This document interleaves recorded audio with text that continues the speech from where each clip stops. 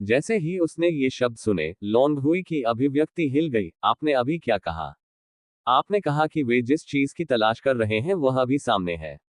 ये सही है। उन्हें कल वहां पहुंचना चाहिए था। लेकिन इतने लंबे समय के बाद भी वे अभी भी वहां से नहीं गए हैं, इसलिए मुझे लगता है कि वे अपने गंतव्य तक पहुंच गए हैं। वेन फेई चेन मुस्कुराए। तो फिर हम अब भी किसका इंतजार कर रहे हैं? क्या हमने इस पल के लिए यहां तक उनका पीछा नहीं किया? लॉन्गहुई का दिल तारांकन तारांकन। खजाना प्राप्त करना, ये सब गौण थे। अभी वह बस जियानिंग चांद का असली रूप देखना चाहता था। उसने इसे पहले ही इतने दिनों तक अपने पास रखा था, फिर भी वह इसे कैसे पकड़ सकता था? वेन फेई चेन केवल मुस्कुराए। हालांकि वे अपने गंतव्य पर पहुंच गए हैं, लेकिन ऐसा लगता है कि उन्हें अभी तक वह नहीं मिला है जिसकी उन्हें तलाश है। युवा मास्टर लॉन्ग, कृपया इसे थोड़ी देर और सहन करें। यह वेन वादा करता है कि मादा और नहीं जाएगी। लॉन्ग हुई कुछ हद तक अधीर थी, क्योंकि पहले वेन फेई चेन ने छोटे से गांव में वही शब्द कहे थे। और यहाँ अपनी यात्रा के दौरान उन्हें बहुत नुकसान हुआ था, इसलिए स्वाभाविक रूप से वह इंतजार करने के लिए तैयार नहीं थे। लेकिन वह अपनी भावना को स्पष्ट रूप से व्यक्त नहीं कर सका, इसलिए कुछ देर तक इस बारे में सोचने के बाद वह केवल इतना ही कह सका, फिर हम 2 दिन और इंतजार करेंगे। 2 दिन बाद अगर उन्होंने कोई कदम नहीं उठाया, तो हम करेंगे। वेन फेई चेन ने असहायता से अपना सिर हिलाया और आंतरिक रूप से आह भरी। लॉन्ग हुई जैसा बेकार व्यक्ति, जिसके मन में केवल महिलाएं थीं, भविष्य में वह केवल एक बेकार व्यक्ति होगा। देर रात हो चुकी थी जब जियानिंग चांग ने आखिरकार अपनी आंखें खोली। पिछली बुरी नजर उसकी आंखों से गायब हो गई थी। यह स्पष्ट था कि वह पूरी तरह से ठीक हो गई थी। त्वरित धन्यवाद कहते हुए उसने और काय यांग ने खाने के लिए कुछ सामान निकाला। जल्द ही यह घंटा रात 11 बजे से दोपहर 1 बजे होगा और ये पहाड़ी घाटी इन ऊर्जा से भर जाएगी। जूनियर भाई, आपकी खेती मेरी खेती से बहुत दूर है और आपके पास वर्ल्ड क्यूई की मात्रा सीमित है और इसे बर्बाद नहीं किया जाना चाहिए। जिया निंग चांग ने गर्मजोशी से लेकिन गंभीरता से उसे याद दिलाया। एन काय यांग ने समझ में अपना सिर हिलाया। हालांकि उसके डेंटियन में यांग लिक्विड की 10 या इतनी ही बूंदें थीं और उसे ऊर्जा समस्याओं के बारे में चिंता करने की जरूरत नहीं थी, लेकिन वह इसे जोर से नहीं कहता था। जैसे ही दोनों बात कर रहे थे, पहाड़ी घाटी के भीतर अचानक कुछ बदल गया। तर्क के अनुसार इस प्रकार की पर्वत घाटी, जिसके चारों ओर ऊंची चट्टानें हो, में हवा नहीं होनी चाहिए। लेकिन वर्तमान में घाटी के भीतर बीमार कर्कश हवा चलनी शुरू हो गई थी, जैसे कोई महिला रात में रो रही हो, दिल को ठंडक दे रही हो। खराब हवा के बाद ठंडी हवा जमीन से ऊपर उठी, जिसने काय यांग की ट्रू यांग रणनीति को जबरन सक्रिय कर दिया। यह ठंडी हवा सर्दियों की ठंड की तरह नहीं थी, बल्कि यह किसी भूत या दुर्भावनापूर्ण प्राणी द्वारा लाई गई ठंड की तरह थी, जो व्यक्ति को अंदर तक जमा देती थी। ट्रू यांग टैक्टिक्स ने जिस गति से काम किया, उसे काय यांग के दिल के भीतर की ठंडक को दूर करने से पहले फिर से बढ़ाना पड़ा। जूनियर भाई, जिया निंग चांग ने पुकारा और काय यांग को अपनी तरफ खींच लिया और तुरंत एक बैंगनी जेड पेंडेंट निकाल लिया। जैसे ही काय यांग जिया निंग चांग के करीब आया, उसने महसूस किया कि ठंडक गायब हो गई और उसकी जगह गर्माहट ने ले ली, जिसने उसके पूरे शरीर को भर दिया। मेरे करीब रहो और बहुत दूर मत भटको। यह जेड पेंडेंट इन ऊर्जा से ठंड का मुकाबला कर सकता है। आश्चर्य से उसकी आंखें चौड़ी हो गईं। काय यांग ने जिया निंग चांग के हाथ में बैंगनी रंग के जेड पेंडेंट को देखा।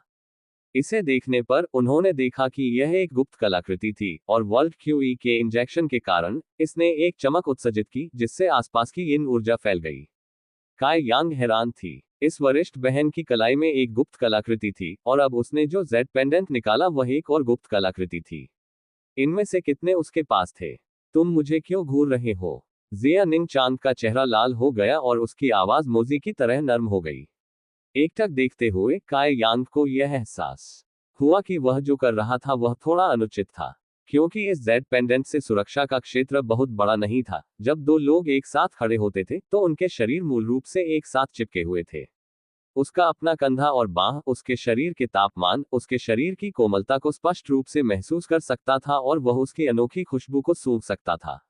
यह स्थिति निश्चित रूप से जिया निंग चांद के लिए भी वैसी ही थी। इस अंतरंग स्थिति को सहन करना उसके लिए कुछ हद तक कठिन था, यहां तक कि उसकी आंखों में शर्म के लक्षण दिखाई दे रहे थे और तरल पदार्थ की एक परत जमा हो गई थी। और उसकी गर्दन उसके चेहरे की तरह ही लाल थी। यू वर्ल्ड क्यूई बहुत कीमती है, इसलिए आपको इसका उपयोग यहां नहीं करना चाहिए। आप इसका उपयोग केवल बाद में 9 येन ड्यू क्रिस्टल्स को वश में करने के लिए कर सकते हैं। कहने के लिए कुछ नहीं होने पर जिया निंग चांग ने अपना ध्यान उनकी वर्तमान स्थिति और काई यांग के शरीर के तापमान से दूर रखने के लिए कुछ कहने के लिए मजबूर किया। लेकिन जितना अधिक वह इसके बारे में सोचने से बचने की कोशिश करती थी, उतना ही अधिक वह इसके बारे में सोचती थी। ये केवल इस अवधि की शुरुआत है। बाद में ये पूरी पहाड़ी घाटी पूरी तरह से घनी इन ऊर्जा से ढक जाएगी। कनिष्ठ भाई, आपको निश्चित रूप से मेरा साथ नहीं छोड़ना चाहिए, अन्यथा परिणाम अकल्पनीय होंगे। ठीक है। काई यांग ने हल्के से सिर हिलाया। दोनों लोगों ने अब कुछ नहीं कहा। ऐसी स्थिति में उनके शरीर इतने करीब से एक दूसरे से चिपके हुए थे, वे चुपचाप इंतजार करते रहे। एक धड़कता हुआ दिल, इतना उन्मत्त, ये झंझनाने लगा। जिया निंग चांद का शरीर और अधिक गर्म होने लगा। यह उसके जीवन में पहली बार था कि उसे ऐसा महसूस हुआ जैसे उसके दिल में कांटे चुभ रहे हों और उसके पूरे शरीर में खुजली हो रही हो। अगर वह हिलना भी चाहती तो भी नहीं हिल सकती थी। यह उस बिंदु पर था जहां वह कांपने लगी थी। काई यांग को भी शर्मिंदगी महसूस हुई। उसकी रक्त लाल त्वचा को देखकर उसने अपनी भौहें आपस में जोड़ ली और कहा, कैसा रहेगा मैं बाहर जाऊं। उसे अभी भी कुछ विश्वास था कि वह स्वयं आसपास की इन ऊर्जा को अवरुद्ध करने में सक्षम होगा, क्योंकि उसकी सच्ची आंग रणनीति इन ऊर्जा की दास्ता थी। यदि यह ऊर्जा खर्च भी करता है तो भी ये बहुत अधिक ऊर्जा का उपयोग नहीं करेगा। इसके लिए छोटी बड़ी बहन बहुत मासूम थी। उसे इस तरह असहज देखकर काई यांग को भी बुरा लगा। मत करो। जिया निंग चांग ने तुरंत अपना सिर हिलाया, बस मेरे साथ खड़े रहो, निश्चित रूप से मत छोड़ो। क्योंकि वह इतनी जिद्दी थी, काई यांग घाटे में रह गई थी। उधर ब्लड ग्रुप के ग्रुप को पहले ही घाटी में हो रहे बदलावों का आभास हो गया था और सभी दौड़ पड़े। नीचे यिन ऊर्जा को देखते हुए वेनफी चेन ने जांच की और विचार किया। लॉन्ग हुई की आत्माएं बढ़ रही थी। हॉलमास्टर वेन, क्या उन्होंने पहले ही कार्य करना शुरू कर दिया है? जब तक काई यांग और जिया निंग चांग चले गए, तब तक उनका समूह बिना किसी हिचकिचाहट के चार्ज करने में सक्षम होगा।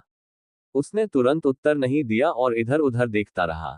नीचे निश्चित रूप से कुछ अजीब हो रहा था, लेकिन वेनफी चेन के सभी अनुभव और ज्ञान के बावजूद वह अभी भी निश्चित नहीं था कि यह क्या था। लॉन्ग हुई की अधीरता को देखकर उसने अनिच्छा से कहा, वे चले गए या नहीं, यह अभी भी स्पष्ट नहीं है। लेकिन निश्चित रूप से वहां नीचे कोई रहस्यमय वस्तु होनी चाहिए। हमारा क्या ख्याल है? इससे पहले कि वेन फेई चेन अपनी बात पूरी कर पाते, लॉन्ग हुई ने अधीरता से उनकी बात काट दी। अब और इंतजार मत करो। चूंकि वस्तु ने खुद को दिखाने का फैसला कर लिया है, इसलिए वे कोई कदम उठाते हैं या नहीं, यह अब महत्वपूर्ण नहीं रह गया है। हॉलमास्टर वेन, अब हम उनसे कैसे निपटेंगे? बाद में उस खजाने को पुनः प्राप्त करने में अभी भी देर नहीं होगी। आह भरते हुए वेन फेई चेन केवल अपना सिर हिला सके। फिर ठीक है, तुम सब जाओ। रात के अंधेरे में लॉन्ग हुई की आंखों में एक भयावह रोशनी चमकी। बाद में वह उस नकाबपोश महिला को पकड़ने में सक्षम हो जाएगा और उसकी पूरी महिमा को प्रकट करने के लिए उसका आवरण हटा देगा, फिर उसके आनंद का आनंद लेने के लिए उसे अपने नीचे दबा लेगा। लॉन्ग हुई उस उत्तेजना को दबा नहीं सका जो उसने सिर्फ ये सोचकर महसूस किया था। काई यांग, काई यांग, चूंकि तुमने मेरी स्त्री के बारे में विचार रखने का साहस किया है, तो तुम्हें इसके परिणाम भुगतने पड़ेंगे। बाद में मैं तुम्हें नहीं मारूंगा। मैं व्यक्तिगत रूप से तुम्हें गवाह बनाऊंगा कि मैं उस महिला को कैसे बदनाम करूंगा, उसे बुरी तरह चीखने पर मजबूर कर, फिर मैं तुम्हारे गुस्से और शक्तिहीनता का स्वाद चखूंगा। वेन फी चेन के निर्देशों के तहत 13 लोग अब अपने ट्रैक नहीं छिपा रहे थे, तेजी से दौड़े और पहाड़ी घाटी में कूद गए। वह गुस्सैल शरीर वाला स्टॉर्म हाउस शिष्य सबसे दयनीय था। इतनी बड़ी ऊंचाई के कारण उसकी नीचे कूदने की हिम्मत नहीं हुई। लेकिन वह केवल लॉन्ग हुई द्वारा बेरहमी से लात मारे जाने का इंतजार कर रहा था और सीधे उसकी मौत हो गई। गुस्से की लहर लोगों का इंतजार नहीं करती। गिरते हुए शिष्य को अत्यंत अपमानित महसूस हुआ। ब्लड ग्रुप और स्टॉर्म हाउस के लोग काफी हंगामा कर रहे थे और उतरने से पहले ही क्रोधित शरीर वाला शिष्य करुण चीख के साथ मर गया था।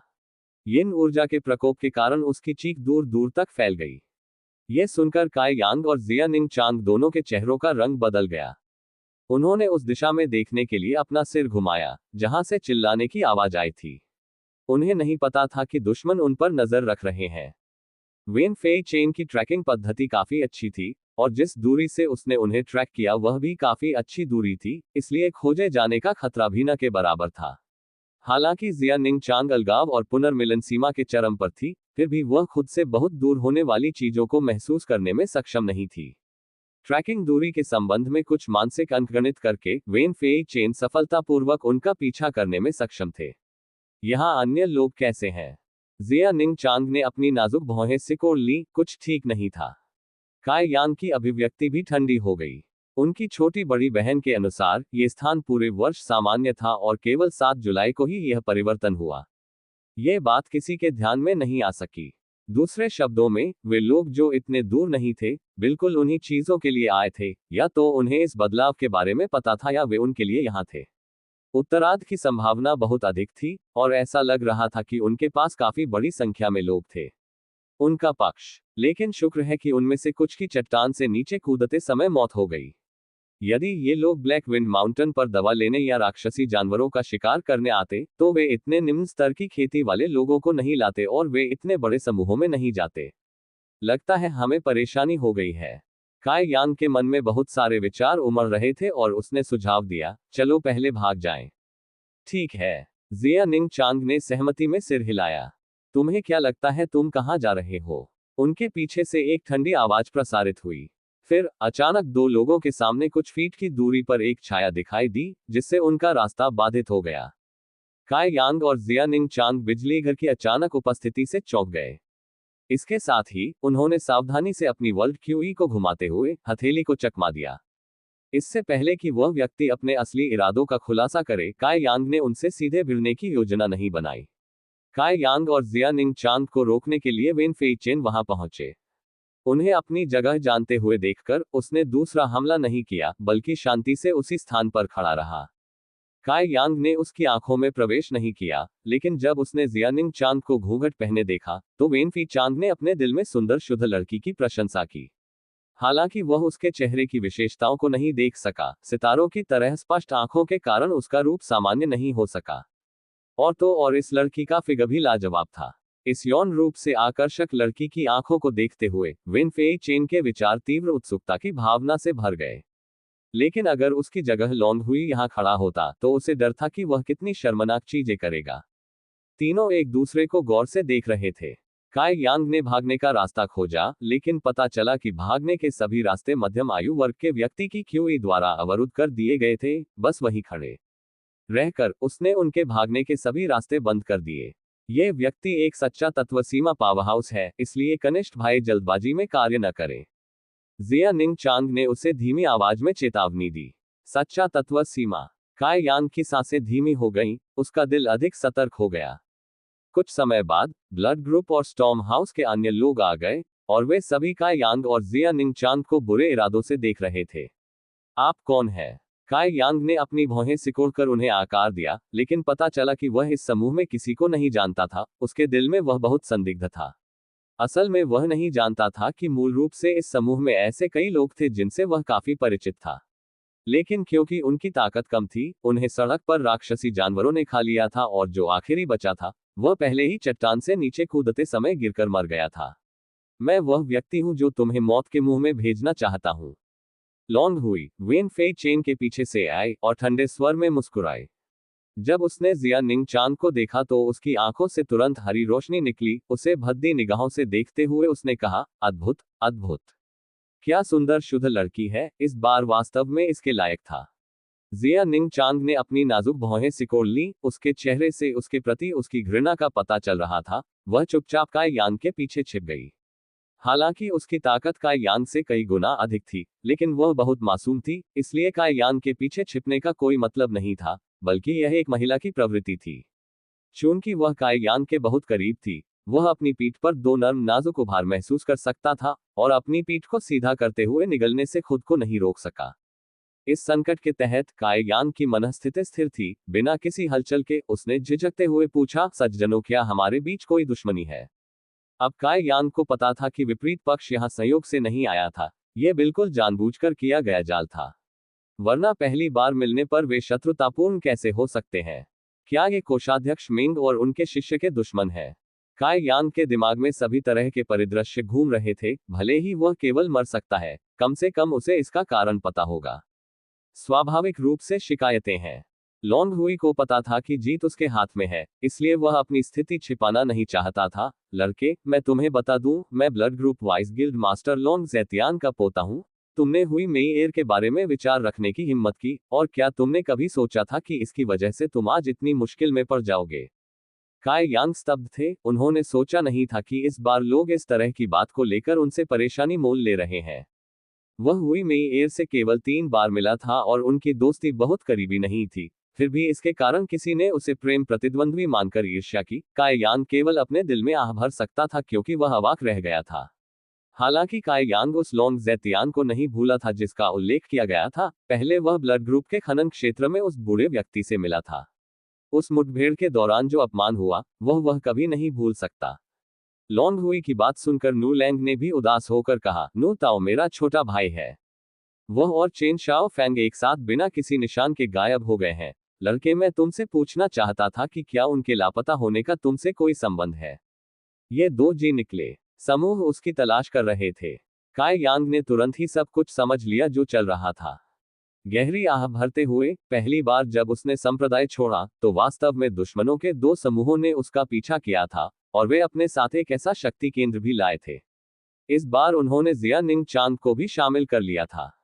गहरी सांस लेते हुए काय यांग ने एक निडर चेहरा दिखाया। उसने हल्के से जिया निंग चांद की ओर भी देखा। उसके हाथों ने धीरे से जिया निंग चांद का हाथ कुचल दिया। फिर उसने धीमी आवाज में कहा, यह मेरी गड़बड़ी है, तुम्हें इसमें शामिल होने की जरूरत नहीं है, भागने का अवसर ढूंढो। चूंकि यह उसकी गड़बड़ी है, वह जिया निंग चांद को कठिनाई नहीं सहने दे सकता। उसके भागने से उसके दिल का बोझ भी कम हो जाएगा। हालांकि काय यांग की आवाज बहुत हल्की है, फिर भी उसे सामने वाले पक्ष ने सुना। लॉन्ग हुई ने हंसते हुए कहा, भाग जाना। क्या आपको लगता है कि यह आसान होगा? ये युवा मास्टर कई दिनों से पहाड़ी जंगल में आपका पीछा कर रहा था। वह आपको भुगतान किए बिना कैसे जाने दे सकता है? काय यांग, आप आज बिना किसी संदेह के मर जाएंगे। उसके लिए आपकी मृत्यु के बाद ये छोटी कुतिया मेरा खिलौना बन जाएगी। निश्चिंत रहें, मैं उससे तुरंत नहीं मारूंगा, लेकिन जब तक वह मर नहीं जाती तब तक उसके साथ खेलूंगा। काय यांग का चेहरा ठंडा पड़ गया। वो गुस्से से चिल्लाया, भागो। इसके साथ ही उसके हाथ घूमते हैं और जिया निंग चांद की बांह पकड़ लेते हैं। उसकी आश्चर्यचकित निगाहों के नीचे उसने उसे सुरक्षित स्थान पर भेजने के लिए अपनी सारी ताकत लगा दी। वास्तविकता पर नहीं, आशाओं के आधार पर कामना करना। गायब होने से पहले वेनफी चेन ठंडे स्वर में मुस्कुराए। अचानक एक हथेली ने जिया निंग चांद की पीठ पर हमला किया। वेन फेई चेन के इस हमले का उद्देश्य हत्या करना नहीं था, बल्कि जिया निंग चांद को भागने से रोकना था। सौभाग्य से जिया निंग चांद ने तुरंत प्रतिक्रिया दी। हालांकि काय यांग ने उसे चकमा दे दिया था और वह उसके शक्तिशाली प्रहार से बह गई थी। वह वेन फी चेन के प्रहार से गति प्राप्त करने के लिए तेजी से घूमी। अपनी शक्ति उधार लेकर वह हल्के से काय यांग के पास गिर गई। अरे, ये घटित होते देख काय यांग ने मन ही मन आह भरी। एक वास्तविक तत्व सीमा शक्तिगृह की कमान संभालना अच्छी तरह से प्रशिक्षित सैनिकों और मजबूत घोड़ों के बराबर था। भले ही पहले ऐसी आशा थी कि वे इस स्थिति से बाहर निकल सकते हैं, ऐसा लग रहा था कि अब वे सचमुच बर्बाद हो गए हैं। लॉर्ड वेन, इस मादा को मेरे पास लाओ। अगर उसने फिर से विद्रोह करने की हिम्मत की। लॉन्ग हुई ने बेरुखी से बात जारी रखने से पहले भयावह ढंग से मुस्कुराते हुए कहा, उसके दोनों हाथ और पैर तोड़ दो, बस उसके चेहरे को बहुत ज्यादा नुकसान मत पहुंचाओ। मुझे देखना होगा कि उस घूंघट के नीचे किस तरह की अद्वितीय सुंदरता छिपी है। वेन फेई चेन धीरे से मुस्कुराए। मास्टर लॉन्ग, कृपया निश्चिंत रहें, मैं उसे भागने नहीं दूंगा। वह इस बात से भी थोड़ा चिंतित था कि अगर लड़ाई के दौरान उसने गलती से जिया निंग चांद को नुकसान पहुंचाया, तो लॉन्ग हुई उसे दोषी ठहरा देगी। लेकिन चूंकि उसने कहा था कि वह उसके हाथ और पैर तोड़ सकता है, तो वेन फेई चेन को किस बात की चिंता थी? युवा मास्टर लॉन्ग की महत्वाकांक्षाएं बहुत ऊंची थीं, लेकिन वह अपनी सीमाएं भी जानता था। वह जानता था कि वह इस मादा से मुकाबला नहीं कर सकता, लेकिन अगर वह उसके हाथ और पैर अक्षम कर सकता है, तो वह विद्रोह करने में सक्षम नहीं होगी। ये कृत्य उसे अपने जीवन को सुरक्षित रखने के प्रयास में स्व-सेवारत तरीके से कार्य करने के लिए भी प्रेरित कर सकता है। जब उनका संवाद काय यांग और जिया निंग चांग ने सुना, तो उनकी आंखों में घृणा प्रकट हुई। वेन फी चेन ने स्पष्ट स्वर में कहा, छोटी लड़की, तुमने भी मास्टर लॉन्ग के शब्द सुने हैं। यदि तुम समझदार हो, तो आज्ञाकारी रूप से लेट जाओ और मैं वादा करता हूं कि तुम्हें चोट नहीं पहुंचाऊंगा। लेकिन अगर तुम विरोध करने पर जोर देती हो, तो मैं अपना हाथ नहीं रोकूंगा। जिया निंग चांग ने कहा, कोई रास्ता नहीं। तो ठीक है, वेन फेई चेन ने ठंडे स्वर में मुस्कुराते हुए कहा, आप इसे अपने ऊपर लेकर आए हैं। उसकी आवाज फीकी पड़ गई, उसका शरीर अबाबिल की तरह उड़ गया और उसकी दोनों हथेलियां एक वास्तविक तत्व सीमा बिजलीघर की ताकत से उभर उठी। आवाज सुनने मात्र से ऐसा लग रहा था जैसे किसी बाघ की दहाड़ सुनाई दे रही हो। अचानक हमला कई छोटे हमलों में विभाजित हो गया और जियानिंग चांग की ओर उड़ गया। हमले की ताकत को महसूस करते हुए जियानिंग चांग भी गंभीर हो गया। उसके दोनों सफेद हाथ उड़ गए जैसे कि वे नृत्य कर रहे हों, जबकि क्यूई उसकी तर्जनी के चारों ओर संघनित हो गई। उसके माथे पर नीलमणि को छूने लगी, जिससे क्यूई की हिंसक लहरें फूटने लगी। यद्यपि उसके नीलमणि से उत्पन्न हमलों में निहित शक्ति छोटी नहीं थी, वे आने वाले हमले को ज्यादा नहीं रोक सके। अगले उदाहरण में हमला जियानिंग चांग के सामने आया। यह सब इतनी तेजी से हुआ कि काई यांग के पास प्रतिक्रिया देने का समय ही नहीं था। एक के बाद एक कई हमले उसकी ओर हुए। उन हमलों ने उसे गंभीर रूप से घायल कर दिया, इससे पहले कि अचानक उसके माथे पर लगे नीलम से एक रहस्यमय और गहरी लहर निकली, जिसके बाद एक अर्ध गोलाकार रोशनी आई जिसने उसे और काई यांग को पूरी तरह से ढक दिया। जब वेन फेई चेन का प्रहार हल्के पर्दे के संपर्क में आया, तो वह गायब हो गया। जियानिंग चांग ठंडे भाव के साथ निश्चल खड़ा रहा। वेन फेई चेन जमीन पर गिर पड़े, उनकी आंखें हैरान भाव से हल्के पर्दे की ओर देखने लगी। उसने कर्कश आवाज में कहा, स्वर्ग स्तर का खजाना। ये शब्द सुनकर सभी की आंखें लाल हो गईं, जिनमें लौंग हुई की आंखें भी शामिल थीं, जिसमें वासना के अलावा कुछ भी नहीं है। क्या कहा आपने? लौंग हुई ने आखिरकार अपना ध्यान जियानिंग चांग से हटा लिया और वेनफी चेन की ओर देखा। उनकी आवाज थोड़ी कांपती हुई, उन्होंने पूछा, लॉर्ड वेन, आपने एक क्षण पहले क्या कहा था? वेन फेई चेन के गाल कांप रहे थे, उसकी आंखों में लालच की हल्की सी झलक थी। लार का एक कौर निगलते हुए उसने कहा, स्वर्ग श्रेणी का खजाना, इतनी आसानी से मेरे हमले का विरोध करने के लिए, यह निस्संदेह स्वर्ग श्रेणी का खजाना है। क्या आप गंभीर हैं? लौंग हुई विश्वास से परे उत्साहित थी। उसने यह नहीं सोचा था कि इस बार इस काई यांग को खत्म करते समय, जो एक बग से अधिक कुछ नहीं था, न केवल उसे एक सुंदर स्त्री प्राप्त होगी, बल्कि उसे स्वर्ग कोटि का खजाना भी प्राप्त होगा। स्वर्ग श्रेणी के खजाने अमूल्य वस्तुएं हैं, ब्लड ग्रुप में इनमें से एक का स्वामित्व केवल वुमेन के पास था। यदि यह स्वर्ग कोटि का खजाना उसके दादाजी की गोद में पड़ जाए, तो इससे उनकी ताकत और बढ़ सकती है। शायद वुमेन भी अब उसका मुकाबला नहीं कर पाएगा। जब्त करो, हमें इसे जब्त करना होगा। लौंग हुई उत्साह से चिल्लाया, लॉर्ड वेन, यदि आप इसे छीन सकते हैं, तो भविष्य में वाइस गिल्ड मास्टर का पद आपका होगा। यह सुनकर वेन फेई चेन प्रेरित दिखे, युवा मास्टर लॉन्ग की देखभाल के लिए बहुत धन्यवाद।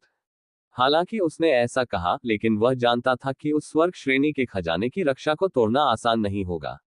यह देखते हुए कि उसकी पिछली हड़ताल का कोई प्रभाव नहीं पड़ा था, वह जानता था कि इस हड्डी को कुतरना बहुत कठिन होगा।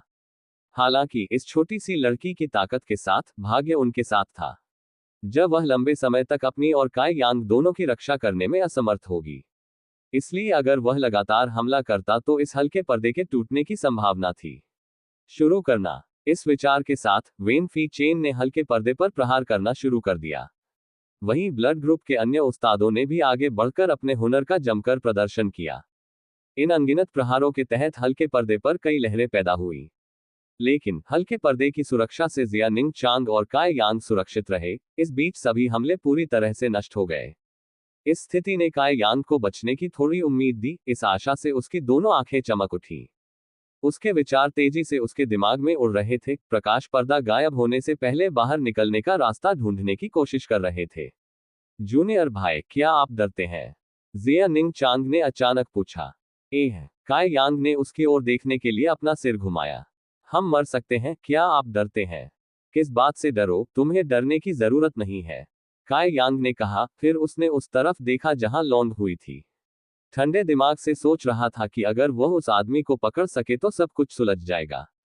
लेकिन लौंग हुई की रक्षा करने वाले ब्लड ग्रुप के इन ताकतवर लोगों की नाकाबंदी को तोड़ना आसान नहीं होगा।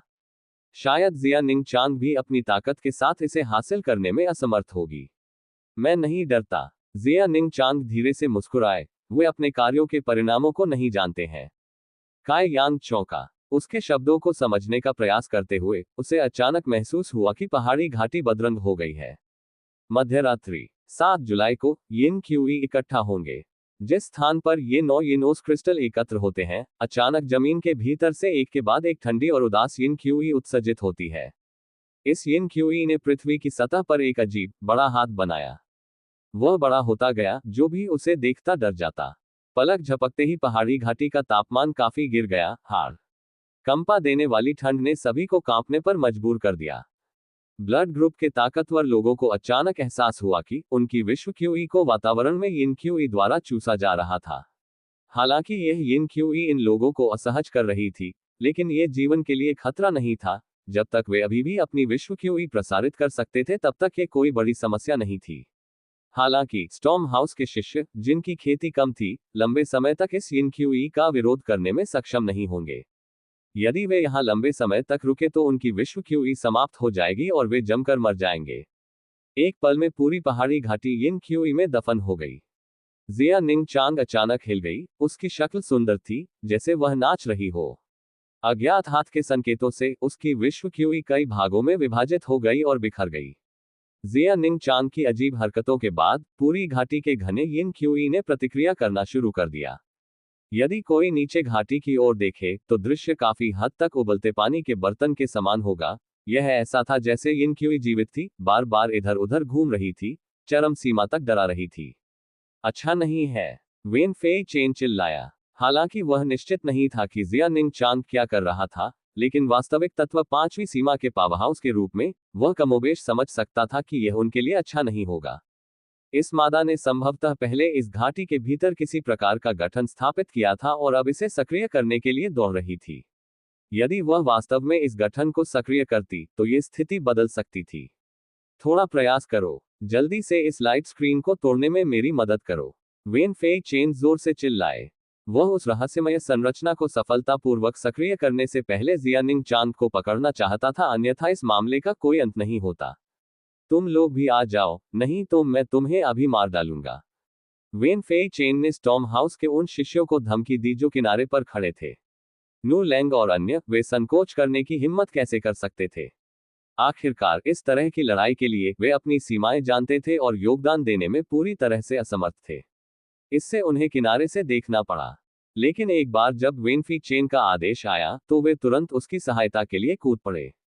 हालांकि उनका कौशल कमजोर था, अगर संयुक्त हो तो यह अभी भी लाइट स्क्रीन की सुरक्षा को कमजोर कर सकता है। उपस्थित 12 लोगों ने अपनी सारी शक्ति निचोड़ ली और अपनी पूरी ताकत से बैरियर पर हमला कर दिया। हालांकि इसकी सतह पर लहरें उठ रही थी, जिससे ऐसा प्रतीत हो रहा था कि यह टूटने वाला है, फिर भी यह मजबूती से खड़ा रहा। बैरियर के अंदर काई यांग का दिल तेजी से धड़कने लगा। वह मदद करना चाहता था, लेकिन उसकी खेती कुछ भी करने के लिए बहुत कम थी।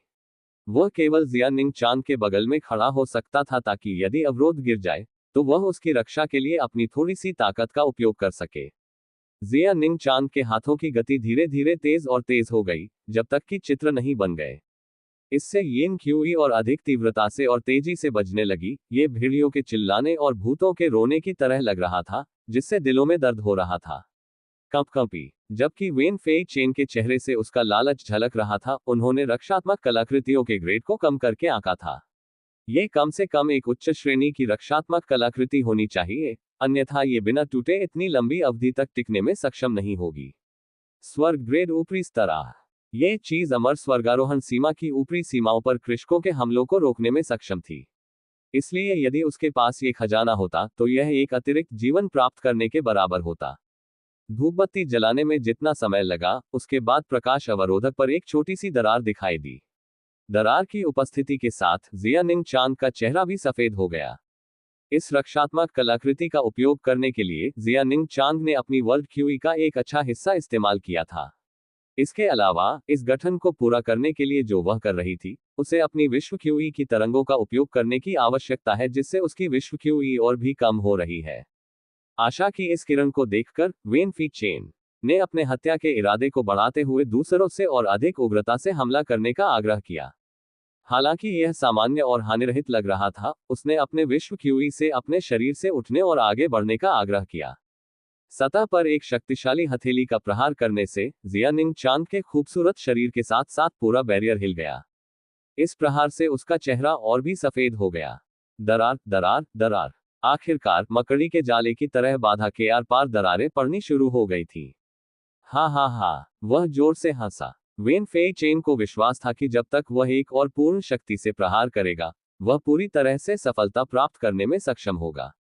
लेकिन इससे पहले कि वह हथेली का यह अंतिम प्रहार कर पाता, घाटी के भीतर यिन क्यूई अचानक शांत हो गई। जो चीख पुकार वह सुन सकता था, वह भी गायब हो गई। जिया निंग चांद की स्पष्ट और पवित्र आंखें चमक उठी और उसने अपनी प्यारी आवाज में कहा, सील। उस समय जिया निंग चांद की तैयारी पूरी थी।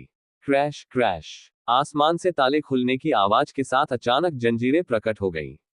असमंजस में ऊपर देखने पर उन्हें 10 फुट लंबी जंजीरें दिखाई दी, जो खुरदरी और काली थीं, जो आसमान में तैर रही थीं।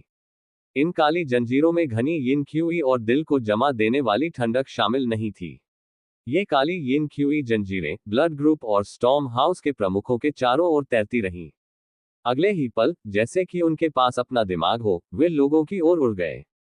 उसका चेहरा टेढ़ा हो गया। वेन फेई चेन को पता चल गया कि उसने बहुत देर कर दी है। हड़बड़ी में उसने बैरियर की ओर हथेली का एक और प्रहार किया। उसी समय जिया निंग चांद के शरीर में चमक आ गई, क्योंकि उसने एक बार फिर अपनी रक्षात्मक कलाकृति को सक्रिय कर दिया। लेकिन वह हथेली का प्रहार बिना किसी बाधा के जिया निंग चांद की ओर बढ़ा। उस पल में सतर्क काई यांग को आखिरकार आगे बढ़ने का मौका मिल गया। जैसे ही पाम आने वाला था, उसने जल्दी से जिया निंग चांद को एक तरफ खींच लिया, लेकिन वह अभी भी थोड़ा धीमा था, क्योंकि पाम ने उसके शरीर को छू लिया था। जब उस प्रहार ने उसे घायल कर दिया, तो जिया निंग चांद का मनमोहक चेहरा कांप उठा। बिना किसी हिचकिचाहट के काई यांग ने अपना सिर उसकी छाती में धकेल दिया और तेजी से उसके साथ भाग गई। शत्रु के पास बहुत अधिक लोग थे और उनकी खेती बहुत अधिक थी। वह इतना मूर्ख नहीं था कि उनका सीधे सामना कर सके।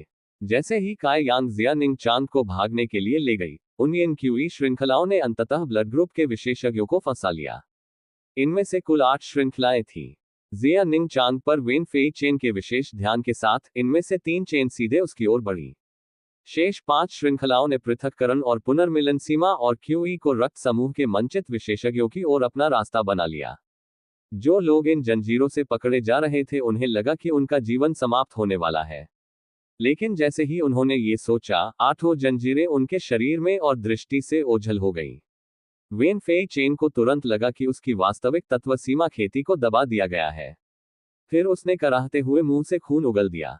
पृथक्करण और पुनर्मिलन सीमा के वे 3 विशेषज्ञ, साथ ही क्यूई परिवर्तनकारी चरणबद्ध शिष्य भी एक ही दुविधा में थे।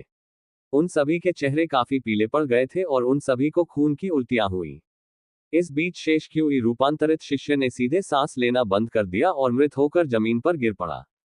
क्या हो रहा है? लॉन्ग हुई जोर से चिल्लाया, क्योंकि उसने जो कुछ भी हुआ था उसे देखा था। जैसे ही उसे एहसास हुआ कि प्रतिद्वंद्वी के पास स्वर्ग श्रेणी की रक्षात्मक कलाकृति है और वह जिया निंग चांद के शरीर को कैसे गंदा किया जाए, इसके बारे में सोच रहा था, सब कुछ बदल गया था। देखते ही देखते उनके पक्ष के एक व्यक्ति की मृत्यु हो गई, जबकि 5 गंभीर रूप से घायल हो गए। यहां तक कि वेन फेई चेन भी दयनीय स्थिति में थी। लॉन्ग हुई कैसे नाराज नहीं हो सकती थी। उसके होठों पर जो बत्तख थी, वह अचानक उड़ गई। कृपया युवा मास्टर लॉन्ग को शांत करें। दर्द के खिलाफ अपने दांत पीसते हुए वेन फी चेन चिल्लाने में कामयाब रहे और अपने शरीर में ठंडक को जबरन दबाने और बाहर निकालने के लिए अपनी वर्ल्ड क्यूई का उपयोग करना शुरू कर दिया। उनकी आवाज बेहद कमजोर थी। उन्होंने समझाना शुरू किया, मुझे डर है कि उस महिला ने यहां पहले से ही कुछ चीजें स्थापित की थीं। पर्यावरण से उधार लेकर वह कुछ रहस्यमय कौशलों को सक्रिय करने और बढ़त हासिल करने में सक्षम थी। लापरवाही के एक क्षण के कारण मैंने उसे सफल होने दिया। कचरा, कूड़े का एक समूह। लॉन्ग हुई ने जोर से बोलने से पहले गुस्से में अपना पैर पटक दिया। केवल 2 लोगों से निपटने के लिए इतने सारे लोग हैं और आप फिर भी हार गए। वेन फेई चेन के चेहरे पर गुस्से की झलक दिखाई दी, लेकिन उन्होंने अपना गुस्सा दबा दिया और कहा, हालांकि हमें नुकसान हुआ, वो महिला निश्चित रूप से बहुत बेहतर स्थिति में नहीं है। मुझे डर है कि उसके पास और कोई वर्ल्ड क्यूई नहीं बची है। इसलिए अगर हम उन्हें अभी ढूंढने में सक्षम हैं, तो वे चॉपिंग बोर्ड पर सुआ होंगे। इस योजना को क्रियान्वित करने की इच्छा रखते हुए लॉन्ग हुई ने आदेश दिया, फिर आप किसका इंतजार कर रहे हैं? जल्दी करें और उनका पीछा करें। स्टॉर्म हाउस के शिष्यों की ओर अपनी दृष्टि घुमाते हुए उन्होंने आदेश दिया, मैं तुम्हें खुद को बचाने का मौका दूंगा। यदि आप उस मादा को पकड़कर मेरे पास वापस लाने में सक्षम हैं, तो मैं वेन फी चेन, आपको यहाँ से सुरक्षित बाहर लाने का वादा करता हूँ। तभी जिया निंगचांग की 8 श्रृंखलाओं ने ब्लड ग्रुप के सभी पावर हाउस को लक्षित किया था, इसलिए ये स्टॉर्म हाउस के लोग थे जिन्हें कोई बड़ी चोट नहीं आई थी। घाटी में प्रवेश करने वाले 5 लोगों में से किसी की भी मृत्यु नहीं हुई थी और उनकी स्थिति ब्लड ग्रुप की तुलना में बहुत बेहतर थी। क्या नु लैंग में वेन फेई चेन के आदेश के विरुद्ध जाने की हिम्मत है? विपरीत पक्ष कितना भी दुखी दिखे, इसके बावजूद वास्तव में उनमें उनसे निपटने की पर्याप्त शक्ति नहीं है। इस समय नु लैंग ने पूछा, क्या मैं सीनियर वेन से पुष्टि कर सकता हूं कि क्या उस महिला के पास वास्तव में जवाबी हमला करने की शक्ति नहीं है? बिल्कुल, वेन फी चेन ने धैर्यपूर्वक उत्तर दिया, अब जाओ और उसका पीछा करो, यहां तक कि आप उसे अपने हाथों से पकड़ सकते हैं, उसे मास्टर लॉन के पास वापस ला सकते हैं, ऐसा करने से आपको कई फायदे भी हो सकते हैं। ठीक है, फिर हम पीछा कर सकते हैं। नु लैंग की आंखों में पागलपन और नफरत की झलक चमक उठी। इस दिन तक पहुंचने के लिए उन्हें स्टॉर्म हाउस के शिष्यों के साथ कई खूनी लड़ाइयों से गुजरना पड़ा, रास्ते में कई लोगों की मौत हो गई और उन्होंने सभी शिष्यों को संयमित शरीर के स्तर पर खो दिया। उसका गुस्सा वेन फी चेन पर शांत नहीं हो सका, इसलिए स्वाभाविक रूप से वह इसे केवल काई यांग और जिया निंग चांग पर स्थानांतरित कर सकता है। जिया निंग चांग के पास कोई ताकत नहीं बची है और उस तुच्छ काई यांग को उनकी नजर में कैसे रखा जा सकता है?